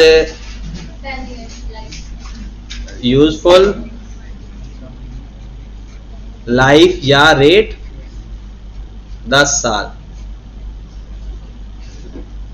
उसके बाद 1.2 कर ले जाए, building revalued at 31 December 22 by, and नाम है तो नाम के साथ लिखना इंडिपेंडेंट वैल्यूअर, और नाम नहीं है तो जस्ट इतना ही, ठीक है। उसके बाद net carrying amount if it is at cost model. ये कौन बताएगा? फिर से मसला आ गया। हाँ जी, नेट कैरिंग अमाउंट बताया कॉस्ट मॉडल की, असद बताओगे? नेट कैरिंग अमाउंट ये पड़ा हुआ डाटा आपका, net carrying amount cost model की 168। भला कैसे? सरप्लस हमारा खत्म हो गया था, हमारे पास पड़ा था लॉस, और लॉस जो पड़ा होता है वो ऐड करके बताते हैं, सरप्लस जो पड़ा होता है वो माइनस करके बताते हैं। 156 plus 12 is equal to 160। Building पूरी, building 100% complete. Movement in revaluation आई कैप कम बताता है, तो इसलिए हम नहीं बता रहे, अगर बताना है तो ब्रॉड ऑन, फिर फॉर द ईयर जो और कैरी ऑन। जो 10 years लिखे हैं, ये 8 में लिखना चाहिए। आप लिख सकते हो, लेकिन जो उसने दिया हुआ आप 8 भी लिख दोगे तो कोई फर्क, रिमेनिंग लाइफ भी लिख सकते हैं, और अगर उसने कुछ नहीं बताया तो उतनी लाइफ भी लिखने से कोई फर्क नहीं पड़ता।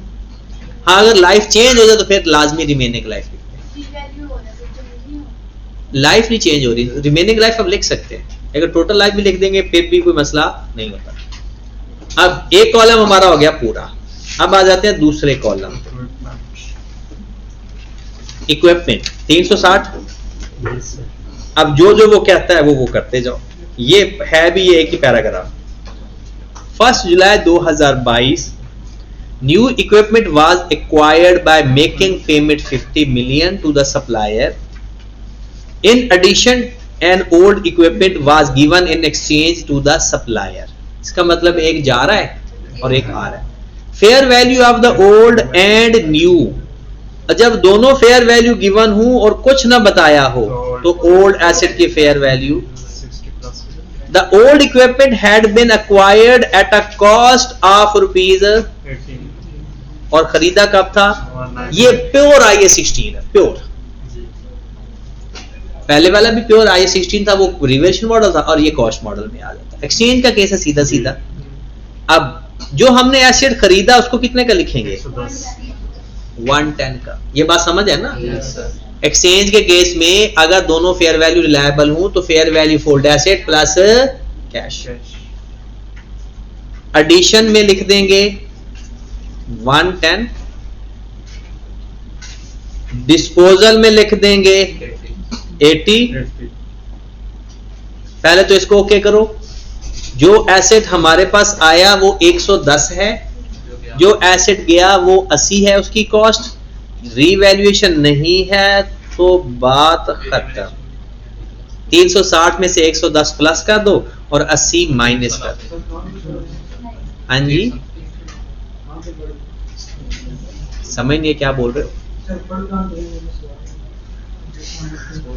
इसका उसी सवाल का दूसरा पॉइंट, आपने 50 मिलियन देके एक एसेट खरीदा जिसकी कॉस्ट थी 105, और जो पुराना एसेट दे रहे हो उसकी फेयर वैल्यू थी 60। ठीक है, एक्सचेंज का केस था। हाँ जी, कितना आ गया? 300। अक्यूमुलेटेड डेप्रिसिएशन कितनी है साल के शुरू में? 110। हाँ जी, अब क्या करें? डेप्रिसिएशन भी फाइंड करें। अब तो वर्किंग करनी है प्रॉपर डेप्रिसिएशन वाली। रिड्यूसिंग बैलेंस मेथड है।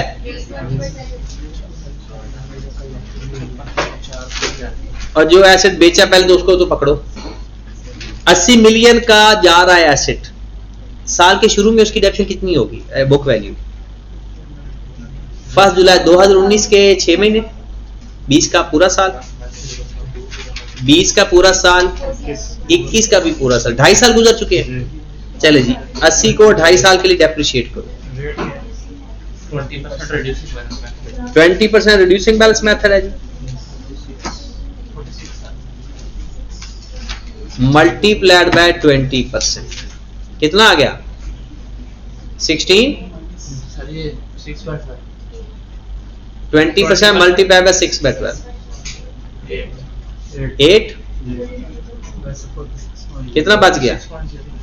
72 जी मल्टीप्लाइड बाय 20%, जी कितना 14.4 कितना बच गया, कितना बच गया 58.6 58.6 57.6 मल्टीप्लाई बाय 20% 11 पॉइंट सर जमीन होगी बोल दे सर पहले 6 महीने हैं 19 के, फिर 20 और 21 का पूरा पूरा साल है। हाँ जी कितना 46 पॉइंट, बस अभी हमने यहां तक ही पहुंच रहे। और ये तो normal depreciation for the year find करने का तरीका जो है, हाँ जी साल के शुरू में क्या करते हैं, ब्रॉड डाउन की बुक वैल्यू कितनी है, ब्रॉड डाउन की book value 360 minus 110, 360 minus 110 250 minus 46.08 multiplied by 20%, कितना 40.78, फिर 46.08 multiplied by 20% multiplied by 6 by 12 4.6, फिर 110 multiplied by 20% multiplied by 6 by 12, ये मेरे पास आ गई depreciation for the year of equipment. ये तो नॉर्मल सवाल है ना, जैसे आईए 16 का नॉर्मल क्वेश्चन होता है। बताएं कितना आ गया 56.4 कर देते हैं, हो गया सवाल, मतलब ये भी पूरा काम हो गया एंड तक। क्या क्या चाहिए हमें, चले जो चाहिए ले आओ। डेप्रिसिएशन फॉर द ईयर कितना है टोटल 56 पॉइंट, एडजस्टमेंट है नहीं, जो एसेट बेचा उसकी एक्यूमुलेटेड डेप्रिसिएशन प्लस करके आओ, जो एसेट बेचा उसकी एक्यूमुलेटेड डेप्रिसिएशन प्लस करके लाओ। 8 प्लस 14.4 प्लस 11.52 प्लस 4.6, 1 2 3 4 38.5 खत्म हो गया। 110 में 56.4 प्लस करें, 38.5 माइनस करें,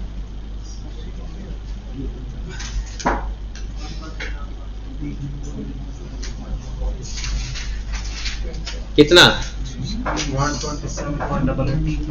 127.8।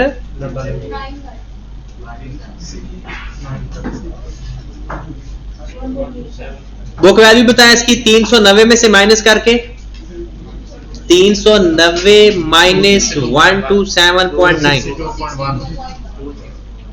260। मेजरमेंट बेस बताएं इसका, मेथड ऑफ डेप्रिसिएशन,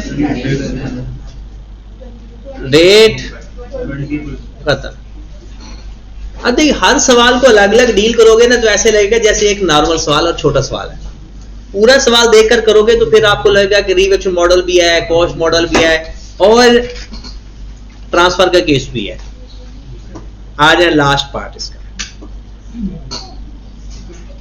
1122 को TL completed construction of the warehouse at a cost of ₹55 million for subsequent sale to customer।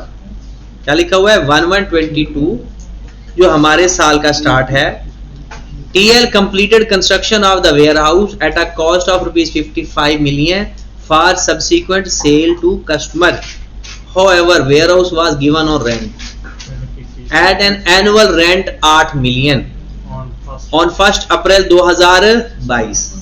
The fair value of the warehouse on a various date 1122 को 65, 1st अप्रैल 2022 को 73 और 31 December 22 को 80। इसका ताल्लुक क्या PP से है? इसका मतलब है पीपी तो हमारा खत्म हो गया। लो जी, नंबर 2 लाजमी देना है, उसका नंबर 1 और इसका नंबर 2। इन्वेस्टमेंट प्रॉपर्टी,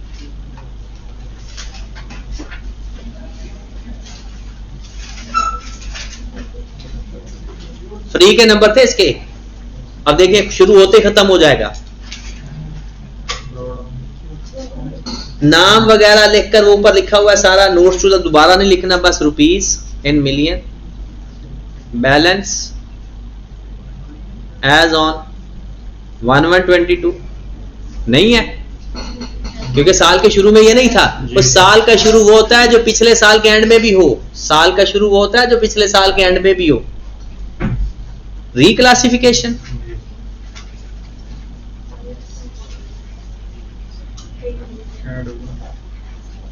किस वैल्यू से एंट्री मारेगा?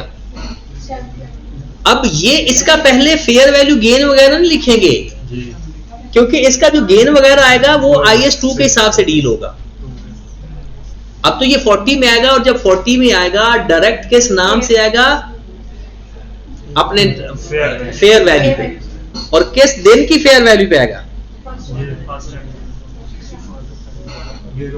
ओ भाई 11/22 को कंस्ट्रक्शन कंप्लीट हुई, however warehouse was given on rent and 8 million, sorry 1 अप्रैल 2022 को आ रहा है। रेंट पे हम कब दे रहे हैं? 1 अप्रैल 2022 को। किस वैल्यू पे आ जाएगा?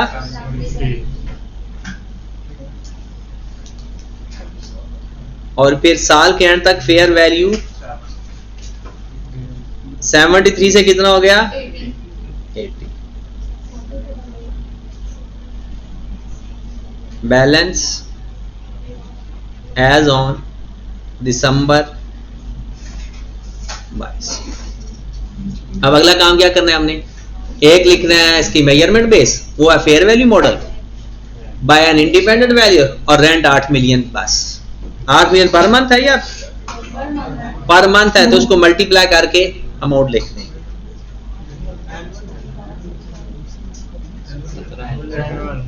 Annual rent of rupees 8 million annual है, तो इसको क्या करेंगे? 8 डिवाइडेड बाय 12 मल्टीप्लाइड बाय 9।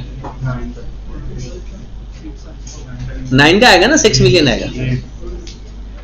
बस खत्म हो गया सवाल। उसने वैसे मार्किंग स्कीम बताई हुई थी, इसके 5-6 नंबर इसके होंगे, बाकी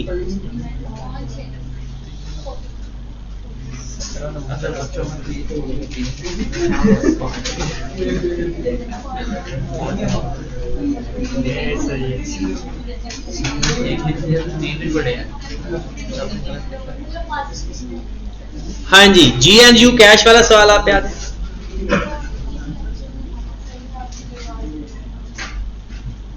इसमें भी हमने PPE, comparative figure and column for total are,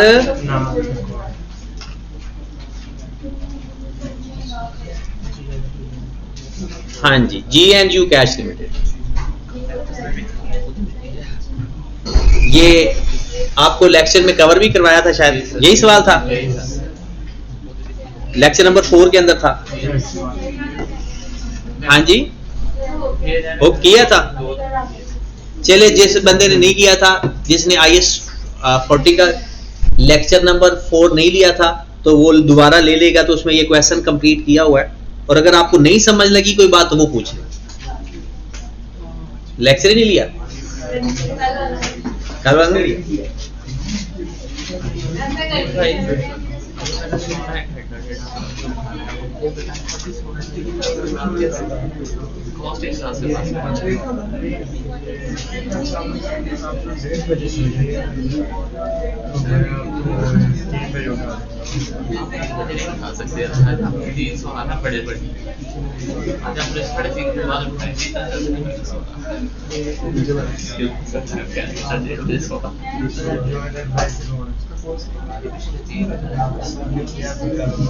discuss करके जो तेरे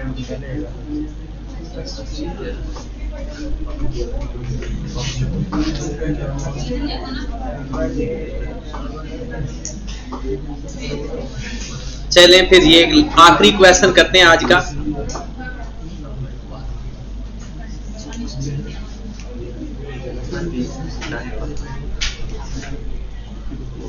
आइटम 20, ये आज का नहीं, डिस्क्लोजर का भी आखिरी सवाल है। अच्छा, कंपैरेटिव का कोई सवाल अभी नजर नहीं आया मुझे। कंपैरेटिव का वैसे मैं बता देता हूं कि उसका नहीं सिर्फ टेबल 2 सालों का बनाना है।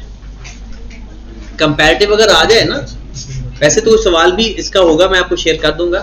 कंपैरेटिव के जब भी डिस्क्लोजर आए, सपोज दैट बोले ना फिर मेरी बात सुन ले, फिर बाद में सुन। अगर आता है ना 2024 का विद कंपैरेटिव, तो आपने 1123 से टेबल शुरू करना है। 1123 से लेकर दिसंबर 23 को खत्म करके फिर आगे दोबारा शुरू करके 24 तक जाना है। इसी तरह एक्यूमुलेट, जैसे स्टेटमेंट चेंज इक्विटी करते हैं, बिल्कुल वैसे टेबल 2 सालों का बनाना है, बाकी सारा एक ही तरह का, बाकी में कोई चीज सॉरी वो सारी करंट ईयर की, नीचे सारा कुछ करंट ईयर का, सिर्फ और सिर्फ टेबल 2 सालों का बनाना है। अगर वो कंपैरेटिव आ जाता है तो जी। ये ऑटम 20 इंपॉर्टेंट तो नहीं, बट सवाल बहुत अच्छा है। मतलब इसमें अच्छी चीजें हैं। ये आईपीएल वाला नहीं, आगे क्वेश्चन नंबर 2 है। हड़प्पा लिमिटेड, हड़प्पा लिमिटेड का सवाल, इसके अंदर आपके पास IAS 23 है मेन, इसलिए कर रहे हैं, और IAS 23 के साथ शायद कोई और चीज भी हो, मिलावट भी हो। IAS 40 भी है। देखे जरा, अगर रिक्वायरमेंट देखे तो वो कहता है notes on property plant and equipment financial reserve में, और आखिरी 3 एडजस्टमेंट पढ़े, 5वीं, 6ठी, 7वीं, 5वीं, 6ठी और 7वीं। HIL uses cost model for subsequent measurement of PP except for land and HIL accounts for revaluation or net replacement method and transfer the maximum possible amount from surplus to retained earning on annual basis. फिर HIL deduct government grant in arriving at carrying amount of the, मतलब इस सवाल के अंदर आपके पास total 3 standard discuss होंगे, 16, 23 और 20। ये 3 स्टैंडर्ड है। अब इनमें 5 आखिरी 3 बातें तो इंफॉर्मेशन थी, वही बात एसेट आपके पास कितने होंगे वो फोकस करना है। 4 एसेट इसमें, लैंड 1 लाख और उसकी लाइफ नहीं है, बिल्डिंग 70,000, 14,000 उसकी एक्यूमुलेटेड डेप्रिसिएशन है, रीवैल्यूएशन सरप्लस उसका 16,000 है, स्ट्रेट लाइन और लाइफ उसकी 20 साल है। बस मुझे ये बता दें कि एसेट आज से कितने साल पहले रीवैल्यू हुआ था। हाँ जी, फाइंड करें जरा, आज से पहले एसेट कितने साल पहले एसेट रीवैल्यू हुआ था।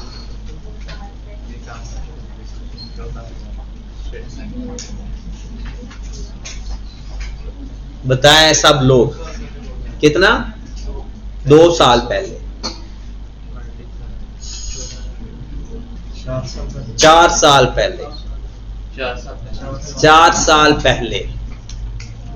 हाँ जी, एसेट कितने साल पहले रीवैल्यू हुआ था?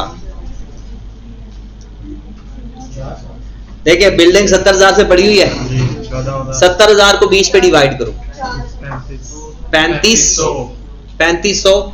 ये 1 साल की डेप्रिसिएशन आ गई, 1 साल की। आप ऐसा करो, 14,000 को 3500 पे डिवाइड कर दो, 4 साल। अगर ये स्ट्रेट लाइन में होता है, बस रिड्यूसिंग बैलेंस मेथड में उसका फार्मूला लगा दिया करो। इसका मतलब है एसेट की रिमेनिंग लाइफ कितनी पड़ी हुई है? 16 साल, क्योंकि 4 साल तो डेप्रिसिएट हो चुका है। फिर प्लांट है 18, 1,80,000, फिर 60,000, फिर स्ट्रेट लाइन मेथड 15 साल, फिर व्हीकल 8800, accumulated depreciation और reducing by 20%। कहते हैं स्टार बनाया हुआ 12 million had been charged to profit और लॉस अपॉन प्रीवियस रीवैल्यूएशन। ये 12 मिलियन आपका लॉस पड़ा हुआ है या सरप्लस है? बिल्डिंग का सरप्लस है या लॉस है? ये जो मोटी मोटी लाइन लिखी हुई है 12 मिलियन से, ये लॉस है। क्लियर केयर लिखा है चार्ज टू प्रॉफिट और लॉस। अच्छा, ये पूरा रिवर्स होगा या जितने सालों का ये अमोर्टाइज हो गया होगा बाकी बच गया वो होगा? वो ये लैंड है, लैंड में ये कोई अमोर्टाइज नहीं होता, ये डेप्रिशिएट ही नहीं होता। ये जितना है उतना ही रिवर्स होगा, जितना है। हाँ, अगर ये किसी डेप्रिशिएबल एसेट का 12 मिलियन का तब आता तो फिर ये अपना हर साल एडजस्ट हो चुका होता। आगे चलते हैं जी। On 30th June 22, the revalued amount of the land and building were assessed by Smart Consultant 120 million और 35 मिलियन। ये खत्म होगी, लैंड एंड बिल्डिंग कंप्लीट हो गया। मैं कोई फॉर्मेट वगैरह नहीं बना रहा, पहले वर्किंग कर देता हूँ, फिर सारी लाइनें लिख देता हूँ कि कौन कौन सी चीजें आएंगी। देखिए, लैंड और बिल्डिंग दोनों ही हमारे दो पूरे लाइनें हो चुकी हैं।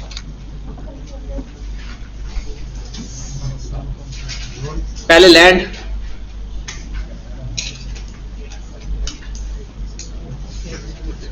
आपका साल का ईयर एंड कौन सा है?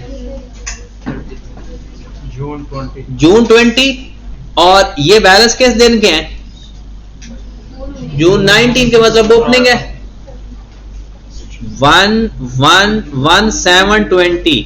आपके पास लैंड कितने के पड़ी हुई है? 1 लाख। ओके होगी बात? ये हमारा ब्रॉड डाउन होगा, एडिशन, डिस्पोजल, फिर रीवैल्यूएशन, एडजस्टमेंट, यही कॉलम है सारे, यही हेडिंग बनती है। और एक और बनती है रिक्लासिफिकेशन की। कौन सी बनती है? रिक्लासिफिकेशन की। ना कोई लैंड आई ना कोई लैंड गई आप, और ना कोई रीवैल्यूएशन एडजस्टमेंट होनी है। वजह डेप्रिशिएट नहीं होते, लेकिन ऐसे रीवैल्यू तो हुआ है ना। और मैं सिर्फ लैंड को इधर रीवैल्यू करने लगा हूं। आपके पास 1 लाख की लैंड पड़ी हुई है और 12 मिलियन का आपके पास लॉस पड़ा हुआ है। आज लैंड हो गई आपकी 120 की। क्या करेंगे? पहले 12 को खत्म करेंगे, यही होगा। तो बताओ, आपका एसेट की वैल्यू कम हो रही है ज्यादा? कितने से? 20,000 से। कितने से? 20,000 से। उस 20,000 में पहले आपका जो प्रॉफिट और लॉस है वो रिवर्स हुआ, और फिर आपका ओसीआई आया 8। ये टोटल हो गया 120। An amount 12 million had been charged to profit or loss upon previous revaluation। देखिए, अगर सरप्लस आता तो ये तो ओसीआई में जाता, इसका मतलब है एसपीएल में जा रहा है तो फिर लॉस ही होगा, क्योंकि ये लैंड है तो ये एज इट इज पड़ा रहेगा, चेंज भी नहीं होगा। ओके की बात? चले।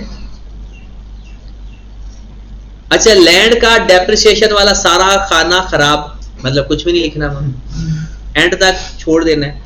उसके बाद मेजरमेंट बेस में क्या लिखना है? मेजरमेंट बेस में रीवैल्यूएशन मॉडल, डेप्रिसिएशन के मेथड में क्या लिखना है? खाली खाना। फिर रेट या लाइफ में इनफिनिट। फिर आगे तो लिखना है ना कि इंडिपेंडेंट वैल्यूअर ने रीवैल्यू किया, और डेट भी लिख देंगे, ठीक है। और उसके बाद इसकी बुक वैल्यू भी नहीं आएगी कि अगर ये कॉस्ट नहीं आएगी, कि अगर ये कॉस्ट मॉडल पे होता तो कितना होता, अगर ये कॉस्ट मॉडल पे होता तो कितना होता।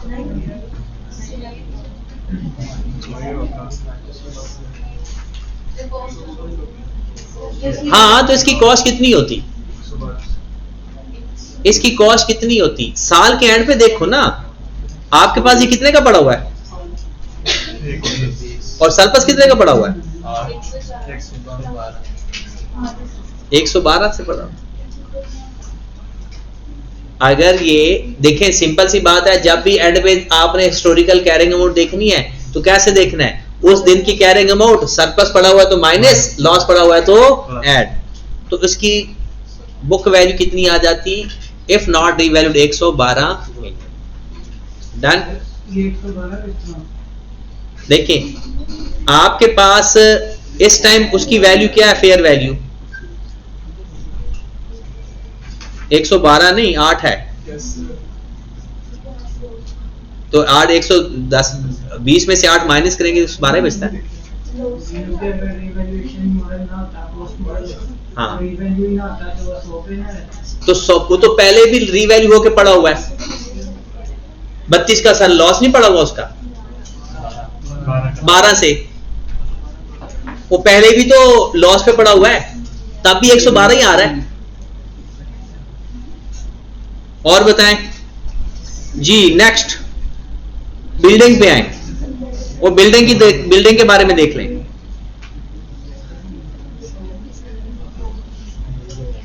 $1,719 को आपके पास बिल्डिंग की क्या वैल्यू है?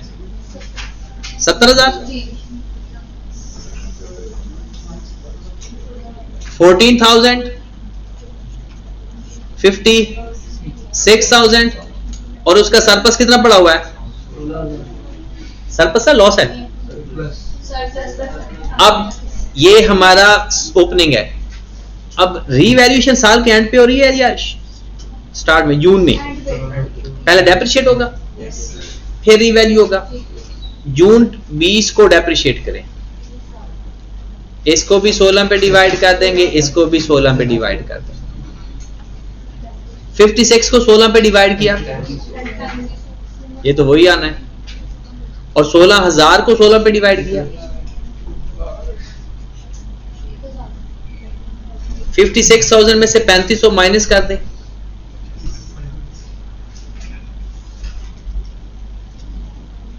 अब इसको रीवैल्यू कर दें। कितने का रीवैल्यू हो गया?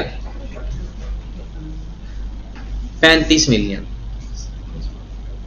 35,000 मतलब। हाँ जी बताओ कितने का कम हुआ? 17,500 का सबसे पहले 15,000 इसका सरप्लस खत्म हुआ और 2,500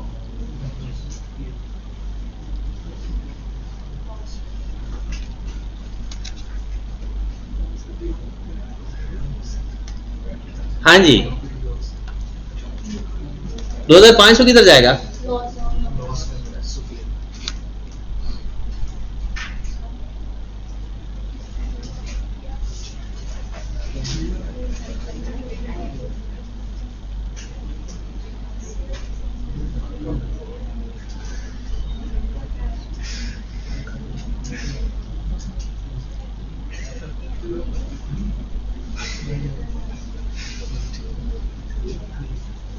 जी 15,000 ये खत्म हो गया और 2,500। हाँ अब ये नोट लाइन लिखी जाएगी सारी पूरी, एडिशन डिस्पोजल सब कुछ।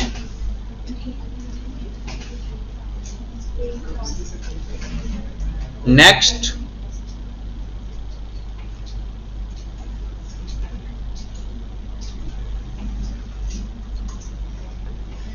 अब आ जाए प्लांट के ऊपर। सबसे पहले ये ब्रॉड ऑन आ गया, ये एक्यूमुलेट ऑप्शन का ब्रॉड ऑन आ गया। मेन ये पॉइंट करने वाला है, ये काफी दिनों से ढूंढ रहा था मैं, मिल नहीं रहा। Setting up a new plant was commenced on 1 जुलाई 2019 और उसने कहा था कि गवर्नमेंट ग्रांट को आपने नेट करना है। एंड पे अगर आपने गौर किया जब सवाल पढ़ रहे थे, डायरेक्टली डिडक्शन वाला पूरे सवाल के अंदर पहले मैं व्हीकल वाला पढ़ा दूं ताकि सवाल का एंड का वही रह जाए। One of the vehicle had an engine failure 120 and its engine had to be sold as a scrap 0.1 million. ये तो अदर इनकम में चला गया। The vehicle had been acquired on 1118 at a cost of rupees 2.5 million. 40% of the cost is attributable to its engine. Through the engine of the similar capacity was available at a cost of rupees 1.2 million.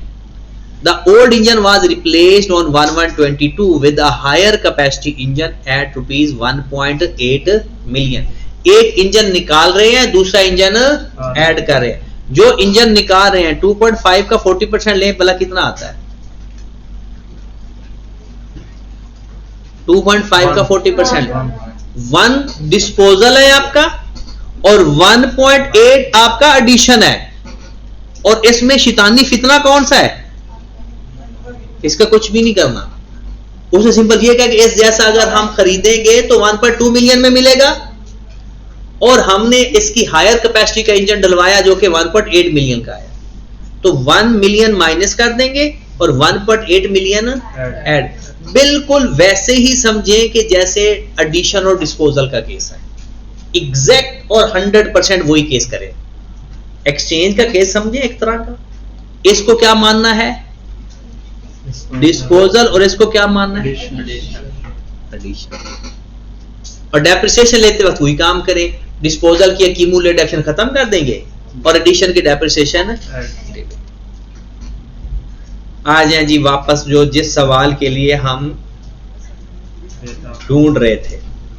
अच्छा सवाल है, मुश्किल नहीं है, लेकिन इसमें एक चीज आप मुझे कंफर्म है कि आप लोग अगर जाग रहे होंगे तो वो सवाल मुझे जरूर पूछोगे, अगर जाग रहे तो, नहीं तो फिर सोए हुए को हम ऐसे गुजार देंगे। न्यू प्लांट वाज कमेंस्ड, ये एडिशन हो रहा है, ब्रॉडऑन पहले पड़ा हुआ है, ये आपका ब्रॉडऑन है प्लांट का, ये आपकी एक्यूमुलेशन का ब्रॉडऑन है, और ये जो बात हो रही है ये किसकी हो रही है? एडिशन की। Setting up a new plant was commenced on 1719 and substantially completed on 29 Feb 2020। हमारे साल में शुरू हुआ और हमारे ही साल खत्म हो गया। Plant was available for use on 1 April 2020 and immediately put into use.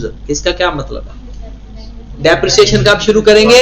1 अप्रैल को। यूजफुल लाइफ उसकी 10 साल है। डिटेल बताई हुई है, कहते हैं आपने पहली पेमेंट की 1 अगस्त को, दूसरी पेमेंट की 1 अक्टूबर को, 29 फेब को और 31 जुलाई को, और टोटल कितनी पेमेंट की है? 1,20,000 की पेमेंट्स की हैं आपने। कंस्ट्रक्शन कब शुरू की थी? पेमेंट कब की? The cost of the plant was finance through the existing running finance facility with the limit of 200 million, markup 12%। A government grant 20 million related to the plant was received on 1/1/20। The grant amount was used to repayment of the running facility। कहता जो government ने grant दी है ना, उसको किस मकसद के लिए इस्तेमाल करना है कि जो पैसे इस्तेमाल कर रहे हो ना उसकी पेमेंट कर दें। अच्छा ये स्पेसिफिक है, ये जर्नल है? गुड हो गया। जर्नल के अंदर ऊपर वाली डेट का ताल्लुक है ही नहीं, खत्म हो गया। जनरल बोरोइंग में जिस दिन जनरल बोरोइंग से पेमेंट करेंगे उस दिन का डेट आ जाएगी। ये बात समझ लगी? पहली बात तो ये है कॉस्ट इनकर्ड कितनी है, बता सकते हो? 1,20,000 रुपीज इन 1000 है, 1,20,000। ये बात समझ लगी? क्योंकि कॉस्ट तो सारी आएगी ना, चाहे अगले साल ही क्यों ना पे की हो, लेकिन इनकर्ड तो कैपिटलाइज तो हो जाएगी। आपने पहली पेमेंट की 1 अगस्त 2019 को, कब की? अब कैपिटलाइज करना शुरू करते हैं। General borrowing cost to be capitalised, यहां पर वर्किंग करने लगा हूं। 1 अगस्त 19 से लेकर कब तक? 1 अक्टूबर तक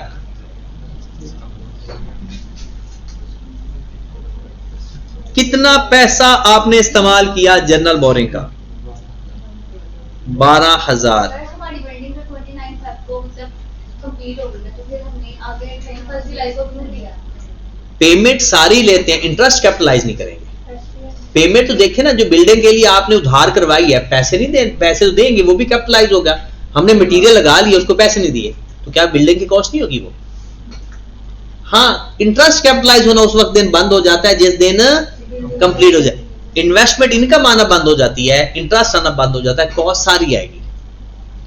हाँ जी, 1819 को से लेकर 11019 तक हमने कितना पैसा इस्तेमाल किया था?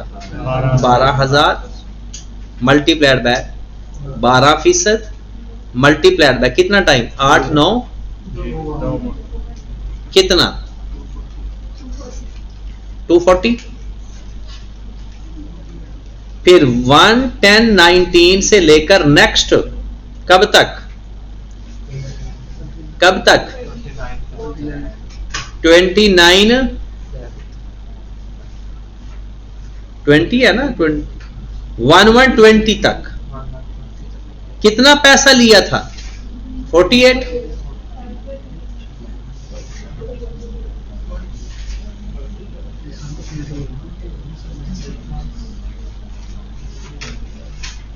कितना टाइम बनता है? 10 11 12 कितना? 1800 पूरा पूरा। 120 से लेकर लो जी 29 फेब तक आ जाते हैं। 29 फेब 20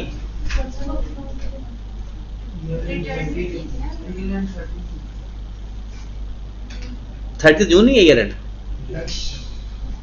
तो फिर क्या हुआ?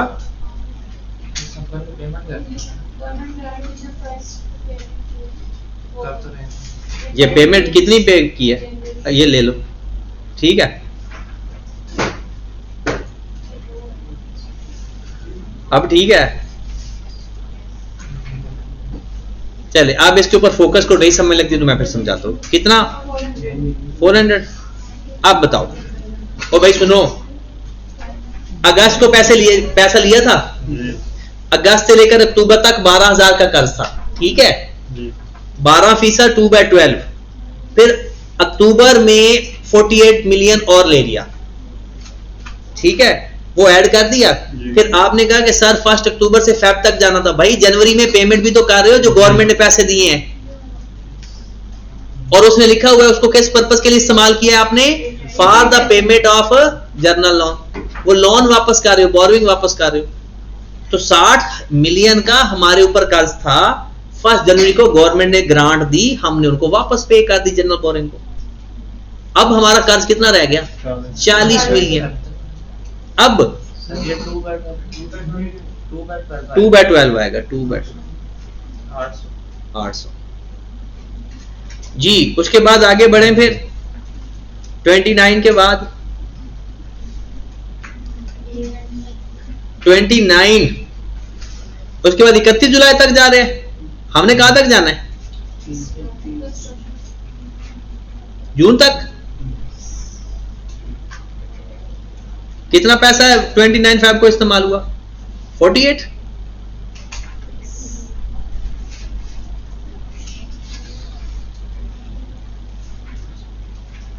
टाइम बता दें। 29 फेब को, तो 3 4 5 6 4 महीने।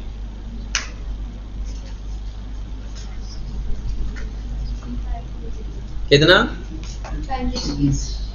3520। ये हमारी बोरोइंग कॉस्ट कैपिटलाइज होगी, और जब खर्च कर रहे थे तो ऐड कर देंगे, जब पेमेंट कर देंगे तो वापस माइनस कर देंगे। कितना आ गया टोटल? कितना?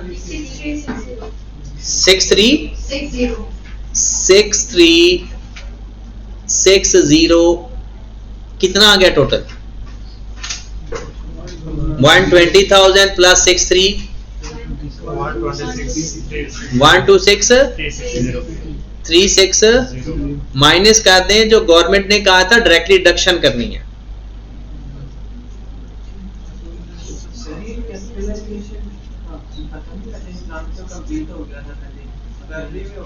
हाँ ठीक है।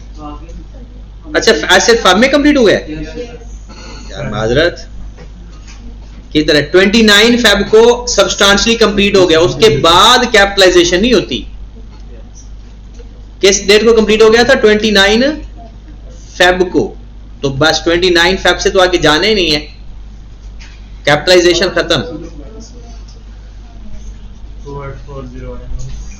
कैपिटलाइजेशन खत्म, 29 फेब से आगे नहीं जाना। कितना आ गया? 2840। इसमें ऐड करेंगे 2840